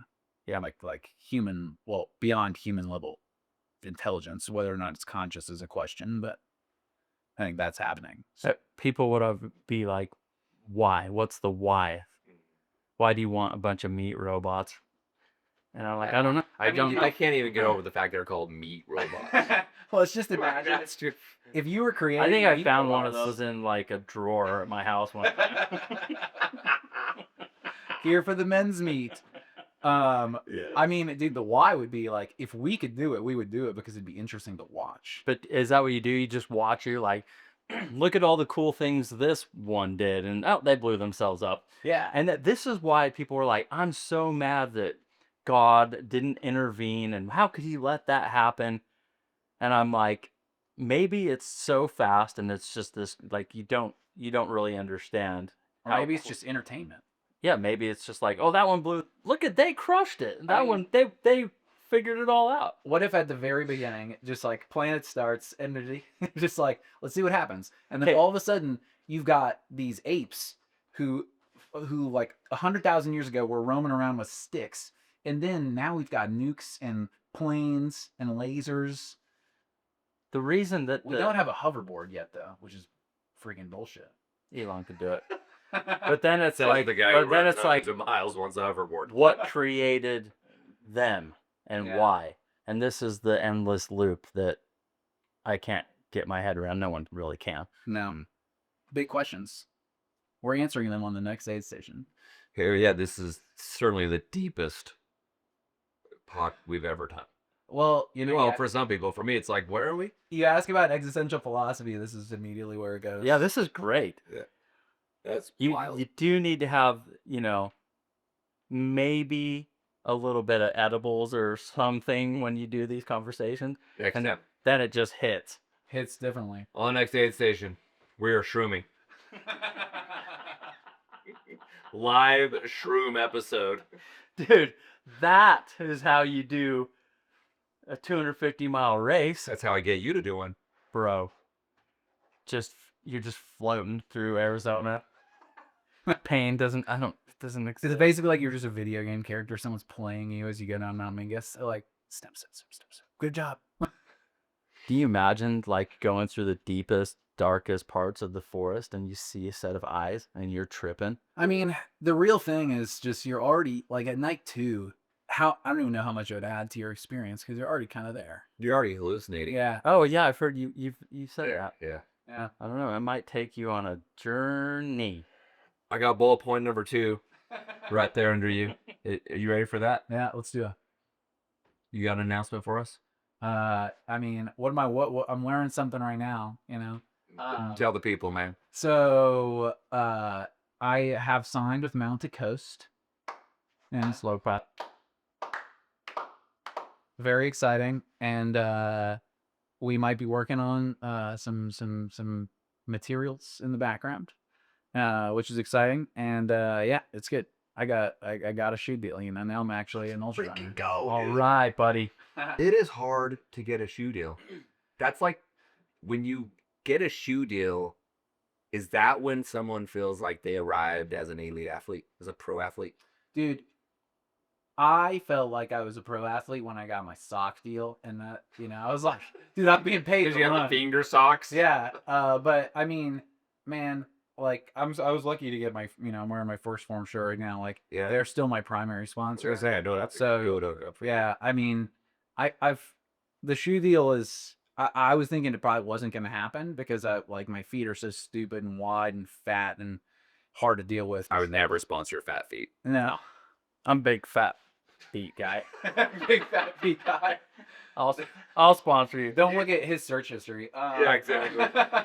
You say that because you want to you want to wear a brand that you can stand behind and I mean, I need to be able to wear it for 250 miles. So, You know, I've been training a lot in the H1, which is great, which is like a hybrid trail road shoe, but it can handle 85% of I've trails. heard a lot of people love the Really good things. I mean, and honestly, not to say anything bad about like the Olympus, the ultras I've been running in, or the Experience Wild, but putting these on for the first time, it was like going from a Nokia to an iPhone. Like the foam and the new technology in shoes has just like progressed so far beyond what I had experienced previously. It's genuinely impressive. So, back up to how the conversation came up. Were you introduced? Did they reach out? Like, what happened? Yeah, so it was actually when I went and saw Cam Haynes in Oregon, because one of the reps from Mountain Coast is also in Eugene. I think they've got an office out there, and he had heard that I was going on Cam Haynes, so like got in touch with me. Was like, hey, you want to meet up while you're in Oregon? And basically they were like, hey, you know, we want to see if we could get something to work for you. So I did like send them pictures of my feet, like next to ultras, next to some of their shoes, and then they you know, designed something special for me and sent it along. And those have been working great so far. So They designed something for you yeah, What does that mean? like and made you a pair of shoes. yeah, Damn, yeah, dude. that was a big selling point. I was But like, because Kilian won, bro. He's got the Kilian. these aren't them. these aren't them. I'm like, bro, they need to get you a new pair of shoes because it looks like you smashing those. Look Yeah. at they're done. These aren't them. No, they're not done, dude. They just have small lugs. Oh, Yeah. okay. No, so that's why it's like a hybrid road to I trail see. shoe that I have on right now. So they just have like smaller little lugs on the bottom. But yeah, no, they were like, we want to make you some shoes. We're gonna get into figure feet. We want you to have the perfect shoe for you. And I was like, okay. That's even a new level from. Do you have a shoe deal? That's what I'm saying. So then what? They're like, hey, we'll make you a shoe for your fat, freaking weird block feet. Yeah. Then what? Here's a check. Yeah, I mean, I'm testing it out. So hopefully, we're hoping that I'm hoping that once we get something that'll really works for me, that we'll end up putting it to market. And you know, I'm lobbying for it to be called the K1 because all of their shoes are like H1, T1, R1. I think that would be cool. Yeah. What's your middle name? Robert Lewis. Because I thought it was going to be the KKK. But You have two middle names? that I might have have two been middle weird. names. Yeah, I don't think my parents were smart enough to they each avoid got the one. K. They avoided the K. That's a good Yeah. idea. Yeah. There was something about 3Ks in a row that I think somebody ruined a while back. Yeah. Took me a minute there. Naive guy. I could see what I could probably draft up a logo for him. I think you're supposed to. I could wear some white hats. Oh, those ones you wear for Halloween? Yeah, say what? The K1's a good idea. I like it. Your name, mountain, K2's K2. That's also eventually true. to the K. Do they not have K1? Maybe they do have K1, but no one's ever heard. Bro, I'm gonna find it and then I'll be laughing at you too. You'll be like, Even though "Idiot." Told ya. Dude, it's in freaking Pakistan. It's Oh, Asia. Got it. yeah. It's Indonesia. Pakistan. That's really cool. So do they how much- Totally, and it's in Asia. the K1? Yes. It's a mountain. It's called Masherbrum. How big? 25,659. It's pretty big. It's the 22nd highest mountain in the world. Nice. The K1? Yeah. Sweet. It's totally what And I then the meant. K2 grew. Obviously. Yeah. The K2 grew up and passed it. You guys, you'll learn your mountains. Yeah. Seriously. That's fine. Yeah, it's not here you go there. Well, congrats, man. Thanks. Yeah, it's exciting. I mean, dude, just like think about the past year is so crazy. You know, like trail running as a career seeming like it was never ever going to happen, and then In 12 months' time, you go from 1,500 followers to almost 70,000, winning the Triple Crown, getting first form, getting a shoe deal, and all while on psychedelics. That's a huge year. This is real. This is really happening. not while on psychedelics. No, but while having, you know, insane experiences in the middle of the night. Yeah. I'm proud of you, dude, Thanks, man. because you could have easily given up. Things were not going your way. That's why the documentary is called Forged in Failure. Yeah, that's something. That's cool. Was there ever a part of you in 23 or 24 where you were just like Cocodona wasn't landing 2 years in a row. You DNF'd Tahoe. Like, was there ever a part of like, maybe I'm just not meant to trail run? Yeah, after Tahoe for sure, I had the doubts creeping in. But that's where the support system goes a long way. So my wife being really helpful and just amazing. I mean, never once in this whole process did she say, "Hey, maybe get a real job." Which that's kind of awesome given the fact that I spend money to get 2 degrees. Like I could have a real job. And so no, the giving up stage never, it didn't last very long. And it was like a couple days where I was like, what if my body's not meant to do this? And then it was just like, no, like we're gonna regroup. And then went to Mogollon, had a good race, and so yeah, the rest is history. But no, it was never really a question in my mind for whatever reason. If you weren't an elite full-time trail runner or even just running races, how would you identify yourself? What would you do? I don't know. I like writing. I've written several novels that are unpublished, but maybe that's what I would be doing full time. To make money? Attempting to. You'd be a good professor. Teacher. You would. Tells a good story. I know. Yeah, you will. You'd be good. I've applied for a couple of PhD programs. They didn't get in, but yeah, that was a career path I did explore for a little while. What's the big booming business in Grand Junction, Colorado? I don't know. You're right. I don't know. I'm in the mountains. Yeah. I have no idea. Trail running. I don't really know what the big booming business is in Grand Junction. Do you need to stay there? No, but I like it. It's the best. Because it's always central to the place that you like. So many good places. Loves all the freaking Southern Utah national parks. Yeah, and then Sometimes if you're married and your wife's parents live in a spot and that you're stuck, that's where you're living. I mean, my family lives in Fort Collins. Her family also lives in Fort Collins, so we're in the same state. It's a reasonably long drive, but we can get out to see them pretty easy. But dude, Grand Junction's amazing. I mean, if you're looking at moving there, Grand Junction is terrible. Don't move there. But for trail running, it's the best. Like I'm close to Uray. I've got a ton of trail systems 20 minutes from my house that I can get 30-mile non-repeating runs on. Like, yeah, it's awesome. And we've got a great trail running community. I mean, we didn't talk about the 50K for Black Canyon, but Ryan Sullivan's running that. And he's DC Peaks. He's Course fast. record holder. Yeah, he's super Cool. fast. He DC Peaks, fast. fence jumper. he got off trail at some more off. No, No, not him. he was on trail. Oh. Hey, not him. But he was part of the story. Move on. No, love that guy. But I mean, yeah, we've got an awesome trail running community that's still kind of like under the radar because I mean, he's elite, but doesn't have any social media. So it's like he does nothing to promote that. But yeah, it's exciting. Cool. He goes, if you're not from here, don't move there. Oh. Or here. He doesn't want anyone. Dude, it's shown up on a couple like USA Today lists of places to retire. And every time that happens, I'm like, oh. Is there any water around? You got a lake up there? The Colorado River runs right past. Goes right through your... Yeah. Is there any water? Do you guys have the internet? Well, is there any water in there this year?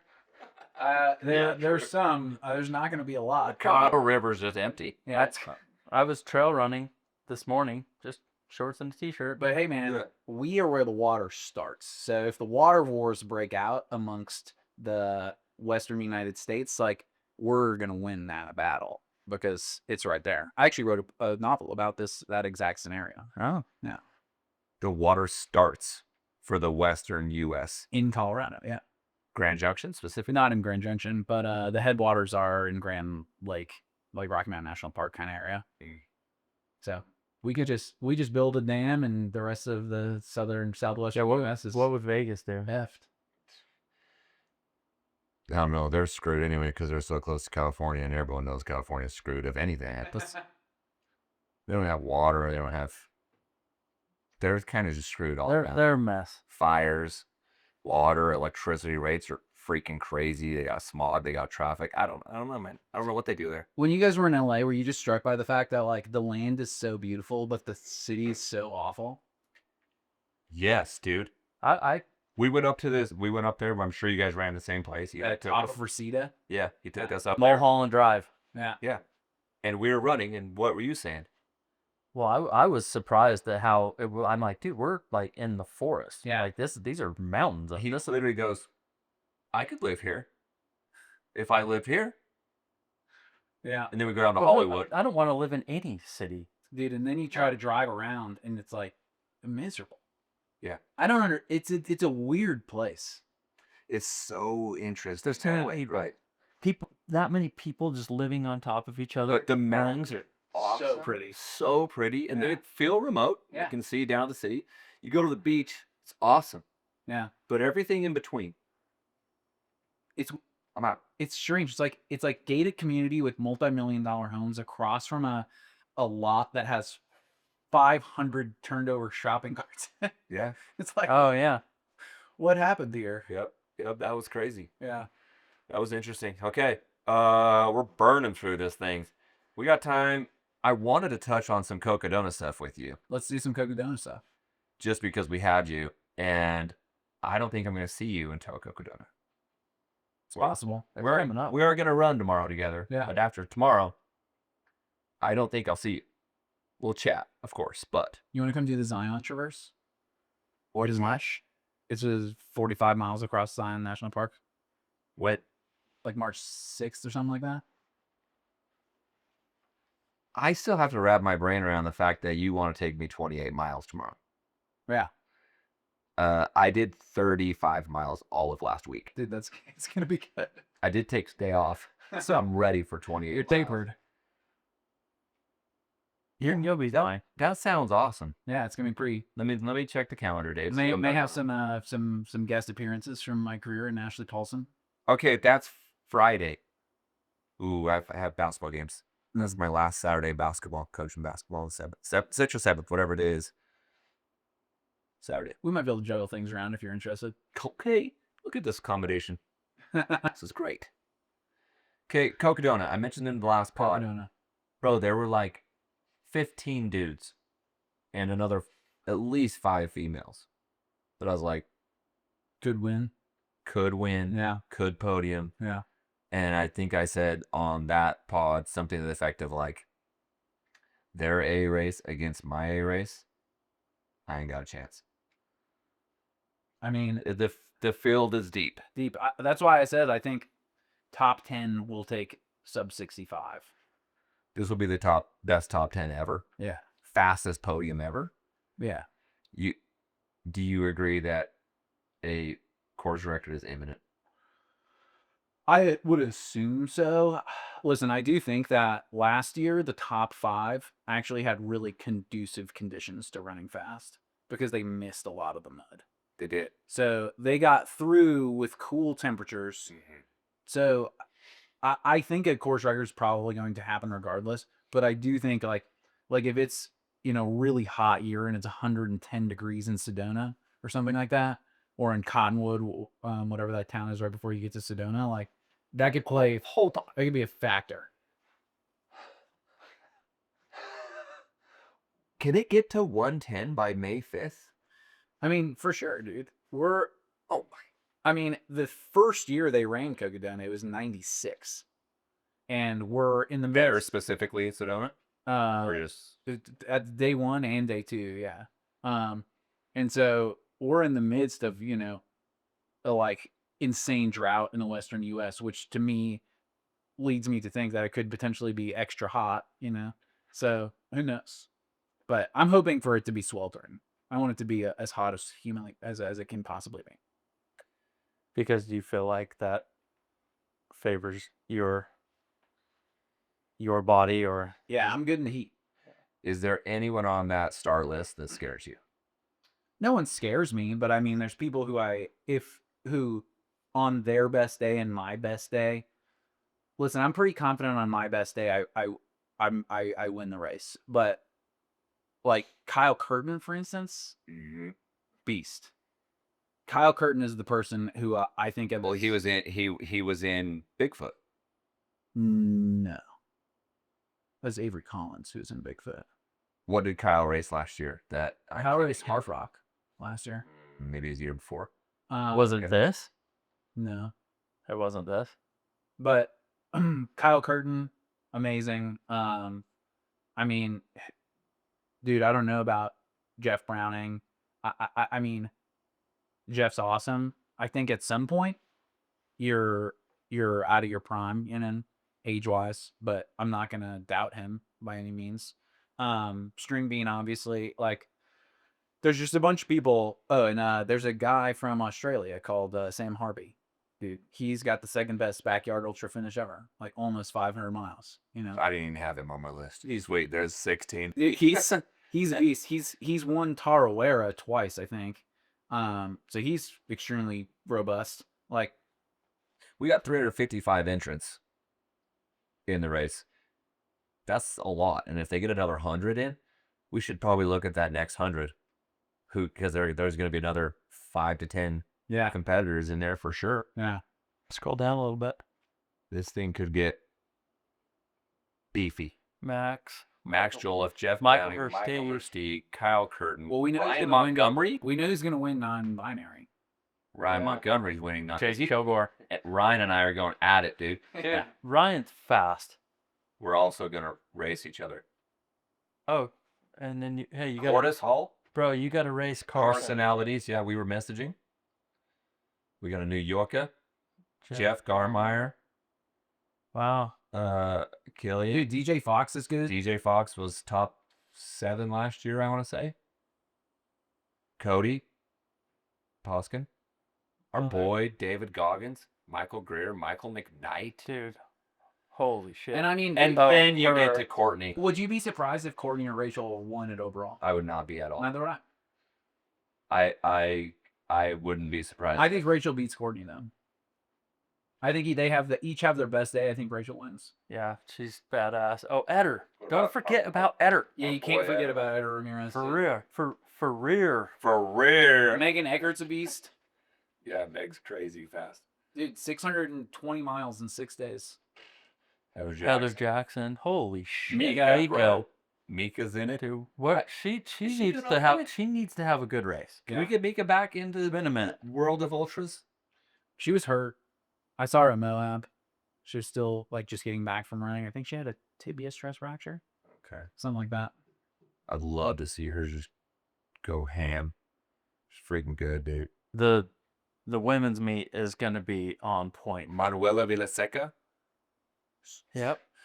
Beast. Here's a fun fact for you.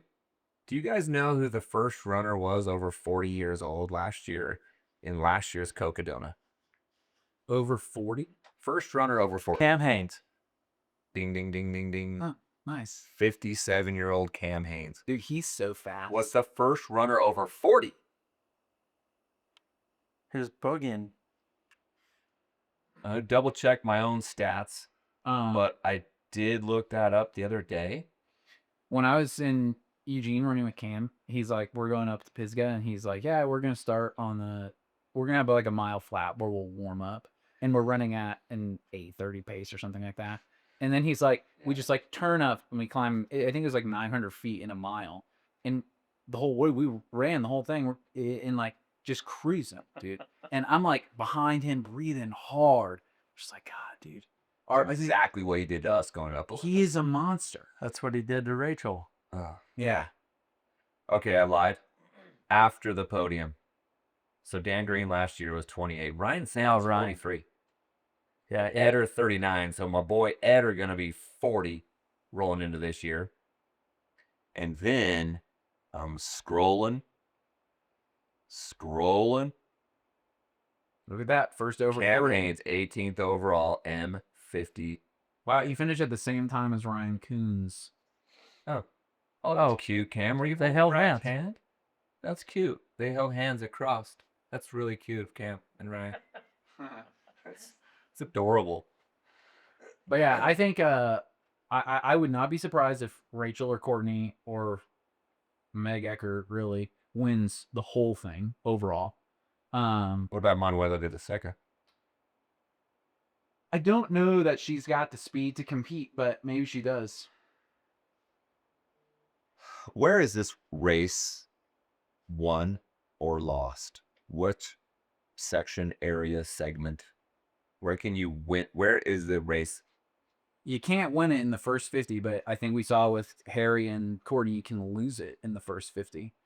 I think ultimately it's like you need to get to the plateau is probably where it's won. Like that 40 miles of runnable due straight awfulness getting you to Eldon, that's probably the crux of the race. Like, you got to get there with the ability to run 10:30s, 10s, and if you can't do that, you're screwed. That's interesting because that's also how Harry won it. Yeah. He lost it by just really going for it. I mean, Yeah. dude, totally insane how fast they went out in that first 50 miles. Yeah. Like, not even, I mean, it was obvious at the time that it was a mistake. Well, that to that same point is why I will likely pick Ashley Polson to win overall at Arizona, because the 60 miles on the road. Yeah. Who's going to run her speed? And no one can hang with, as far as the dudes, I don't know the dudes, but Mike's road speed is fast. Fast. And Mike runs a fast 50 miler. Yeah. But Ashley running those 60 miles on a freaking car path on the road. Yeah. I don't know what section of the course that is, but I don't think it matters either. I think it's like 120 to 170. I think she's going to be knocking out 9-minute miles. Yeah, I think so too. And that would be blistering fast at that time of day, halfway through the race, 9s. Yeah. But that's such an advantage for like a 2:40 marathoner. Yeah. She's a beast, dude. But to your point, that is very interesting for this race, that you kind of feel like that. What is that segment? That's like not Crown King, but what's the next major one? Where we met El. Are you talking about the one Whiskey that I think's the most important? Yeah, like from Whiskey Row to Mingus. No, I think from no, I think the like 200 mile 200 to mile 240 or thereabouts is the most important. Like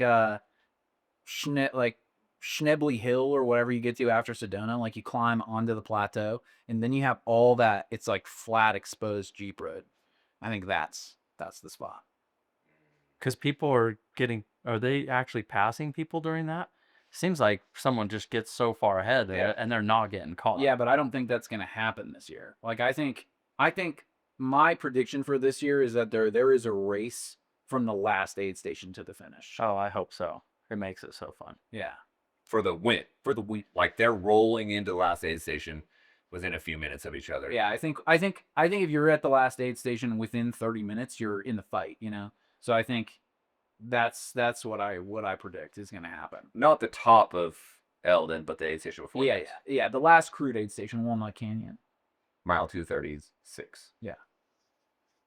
I think 20 miles to go. You got to be striking distance to you would be 30 minutes. something like that. Yeah. But you got to be able to move then. You got to be able to move. But dude, sometimes you can. Like Yeah. when I did Bigfoot and Brody caught me, we ran. I clocked a 9:30 mile going down a descent that I probably would never clock a 9:30 mile on if I was fresh, because it's terrifying. Like my brother literally like saved my nether regions a few times from getting smacked on some down trees, dude. Like I could have been, you know,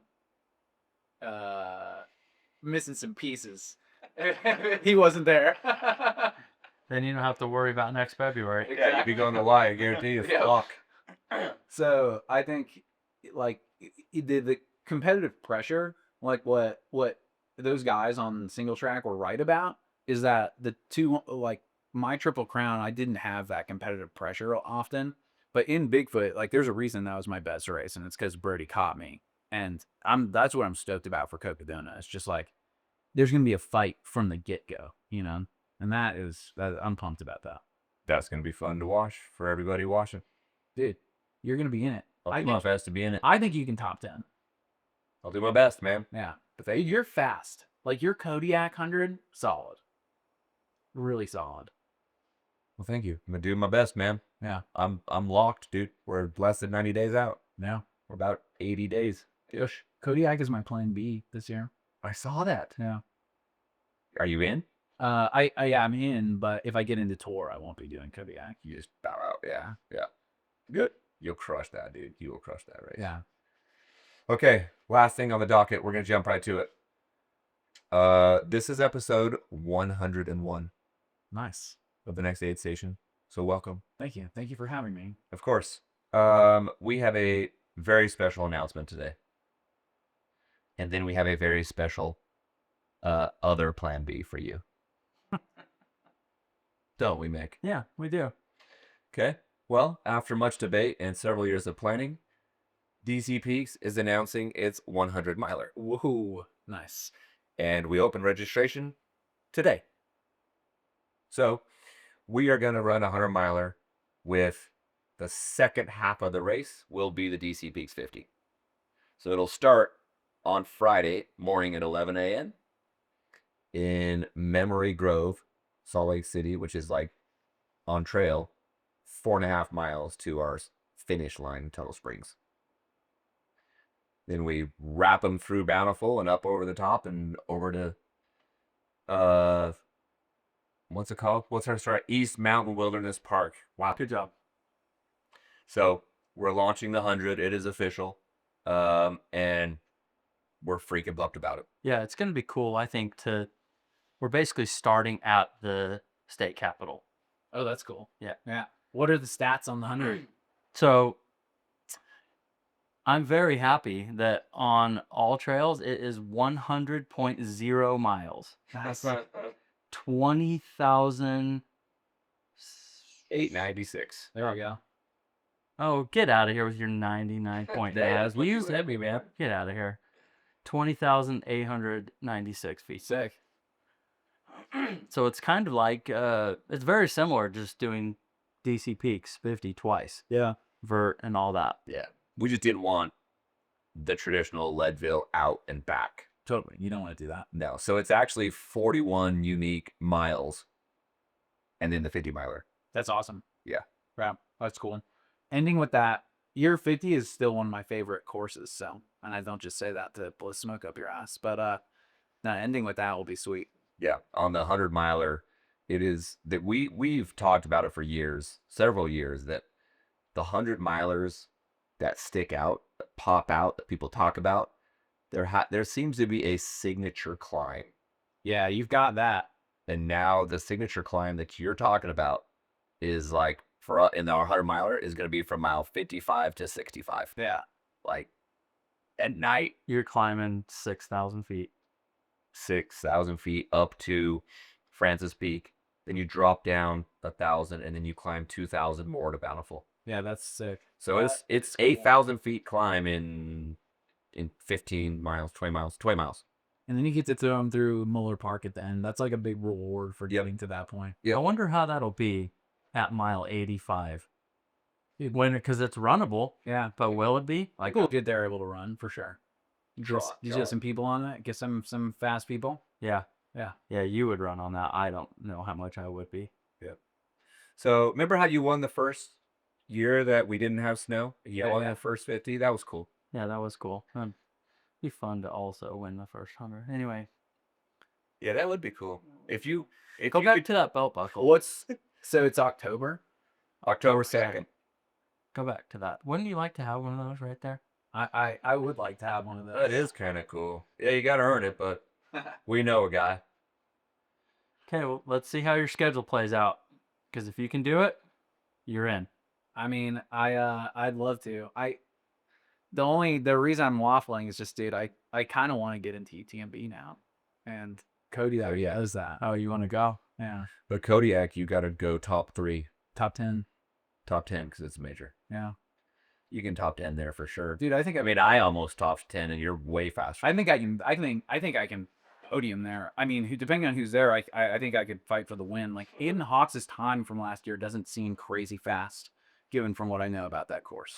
I know. I heard people say that. I'm like, I don't think you know what you're talking about. There's a couple sections in there that on paper look fine and fast. Yeah. But there's a section that is like crappy. Like you can't run it. Yeah. You cannot. You can walk and power hike as fast as you can, but it's like barely trail. You paced me through it the first year. You know what I'm talking about. So is it so from Joe, he said it's like mostly pretty smooth single track. That's runnable, but there's a few sections that are garbage. There's at least one that I would call garbage. Okay. But there's single track runnable, and there's actually way more like road, service road, Yeah. that That's where Hayden made all this time, I'm sure. So, you know, his time to me is still fast. It's freaking him, dude. And like anyone that's like, oh, his time, I'm like, okay, he's Hayden Hawk, bro. Like he's gonna roll it where you can run. My guess though is that he was, I don't know, like was that an A race for him, or was he just using that to get into UTMB? He was coming off of injury, right? Okay. So he was kind of coming back, but that's the perfect example of how when we were talking about Black Canyon, we're like, yeah, Jim just shows up, everyone scoops down one. Yeah. That is what everybody was saying at the start line, because the day before he was in the 100K at literally 24 hours before at Pacapicca, He just bumped up, and I refreshed, and I'm like, dude, Hayden's in the 100, and I called Joe, and I'm like, Joe, Hayden Hawks is in the 100, and he's like, well, everybody bumped down a spot. Yeah. So I mean, but top 10 seems very doable. you can absolutely top 10. My A goal would be something in the like sub 17 or thereabouts. Yeah, you got to go do that. I believe that's the week after DCPs. Yeah, it is. Yeah, which that's great. But that's your plan B. That is my plan B. But your plan A is to get into tour. Yeah, And when's that? September 23rd. And that's a week long. Yeah, I can't. The likelihood of my legs being recovered in time to do anything is low. Hey, bro, it's all good. Get into tour. If I had to pick, I want to see you in tour. Me too. I mean, no American man has ever podiumed. No kidding. Yeah, How many American men have like top 10 over the last 20 Kyle years? Curtin came 9th. John Kelly came 4th, I believe. John Kelly got 4th. I think so. He's climbing full. Pete Mortimer did it last year. Yeah, the course record is 66 hours. That seems achievable. What the hell? Huh? It's like 88,000 feet of climbing. Yeah, so it's like Uray back to back. Like if I can do a 25-hour Uray, I should be able to do 2 33-hour Urays.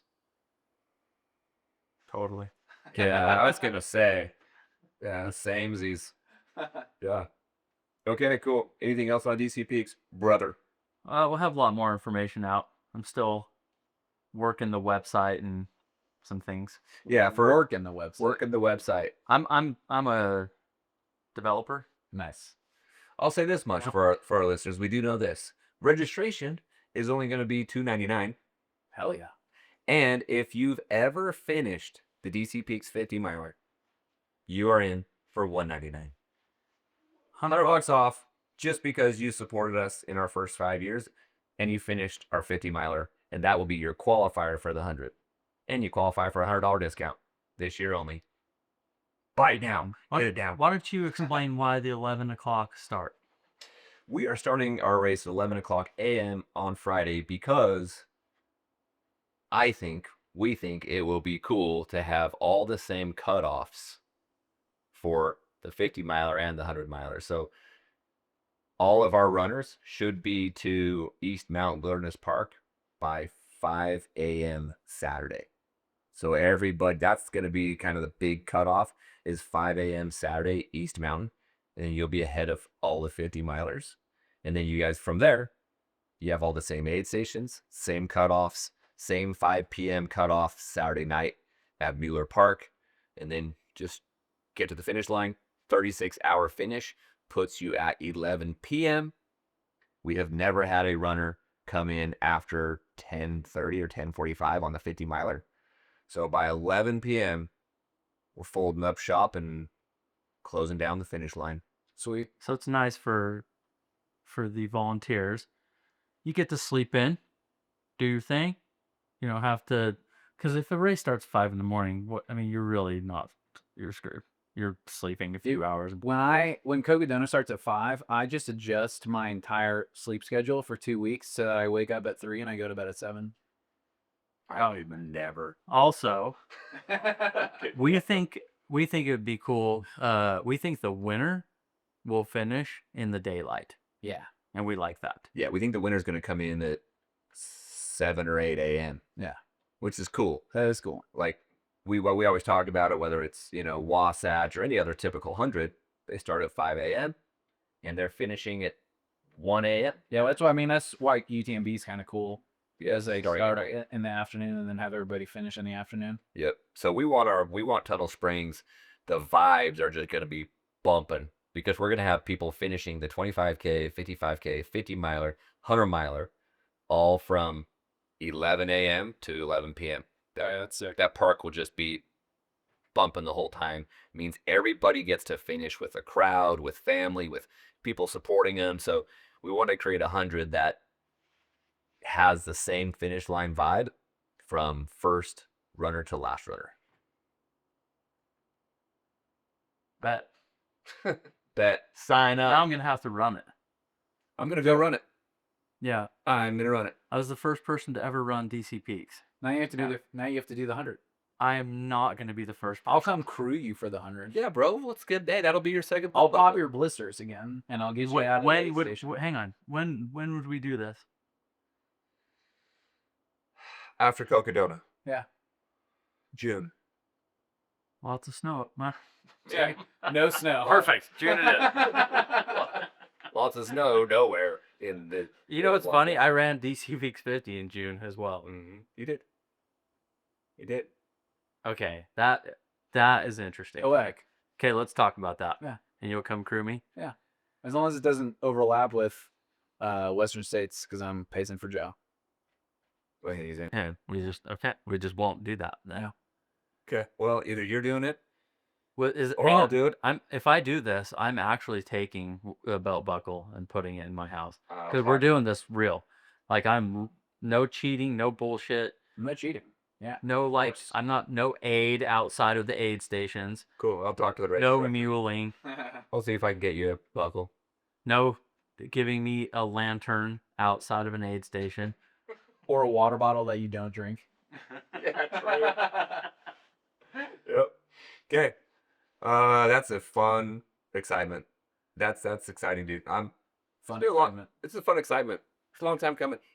Do you know in our race you're going up Temple Ridge up north Holbrooks? It's kind of like Zigzag. You know Zigzag, the one you bomb down. Mm.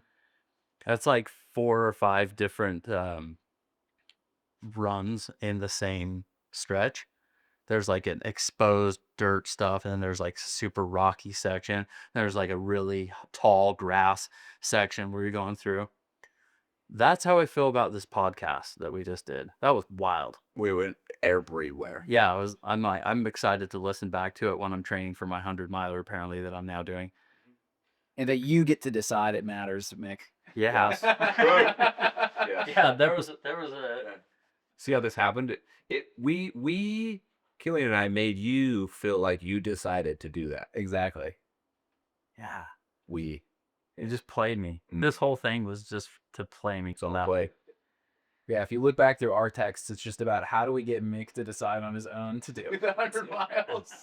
We'll work him over for 2 hours. We'll save the podcast, and eventually it'll be his idea. Is that how long we've been talking? I don't know, probably. You know what I could do is just actually run it on race day. You got it. I got you. Honestly, if you want to do it, I got you. You could Bro, we're dying. you could volunteer and like help him run it since you're not going to actually physically be I running. could do that. If I do run Kodiak, I won't stay up all night, but I could do that. We are dialed. We got the best freaking aid station captains in America.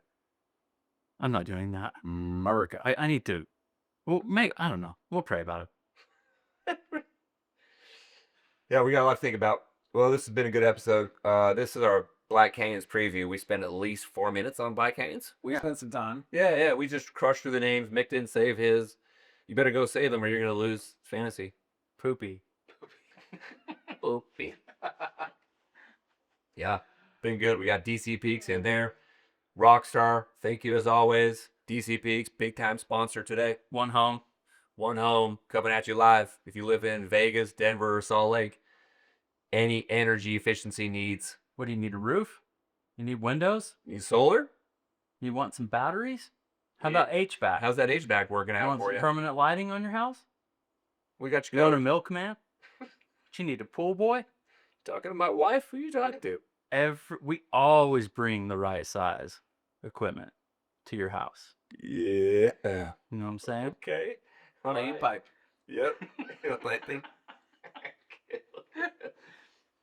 All right. Thank you for joining. We'll see you again next week. We got guests lined up for the next several weeks, so it's going to be a fun stretch as we continue to reach out to the marketplace and have a fun time talking trail and all other things philosophical here at the Next Aid Station. Thank you for joining. This has been another episode of the Next Aid Station podcast.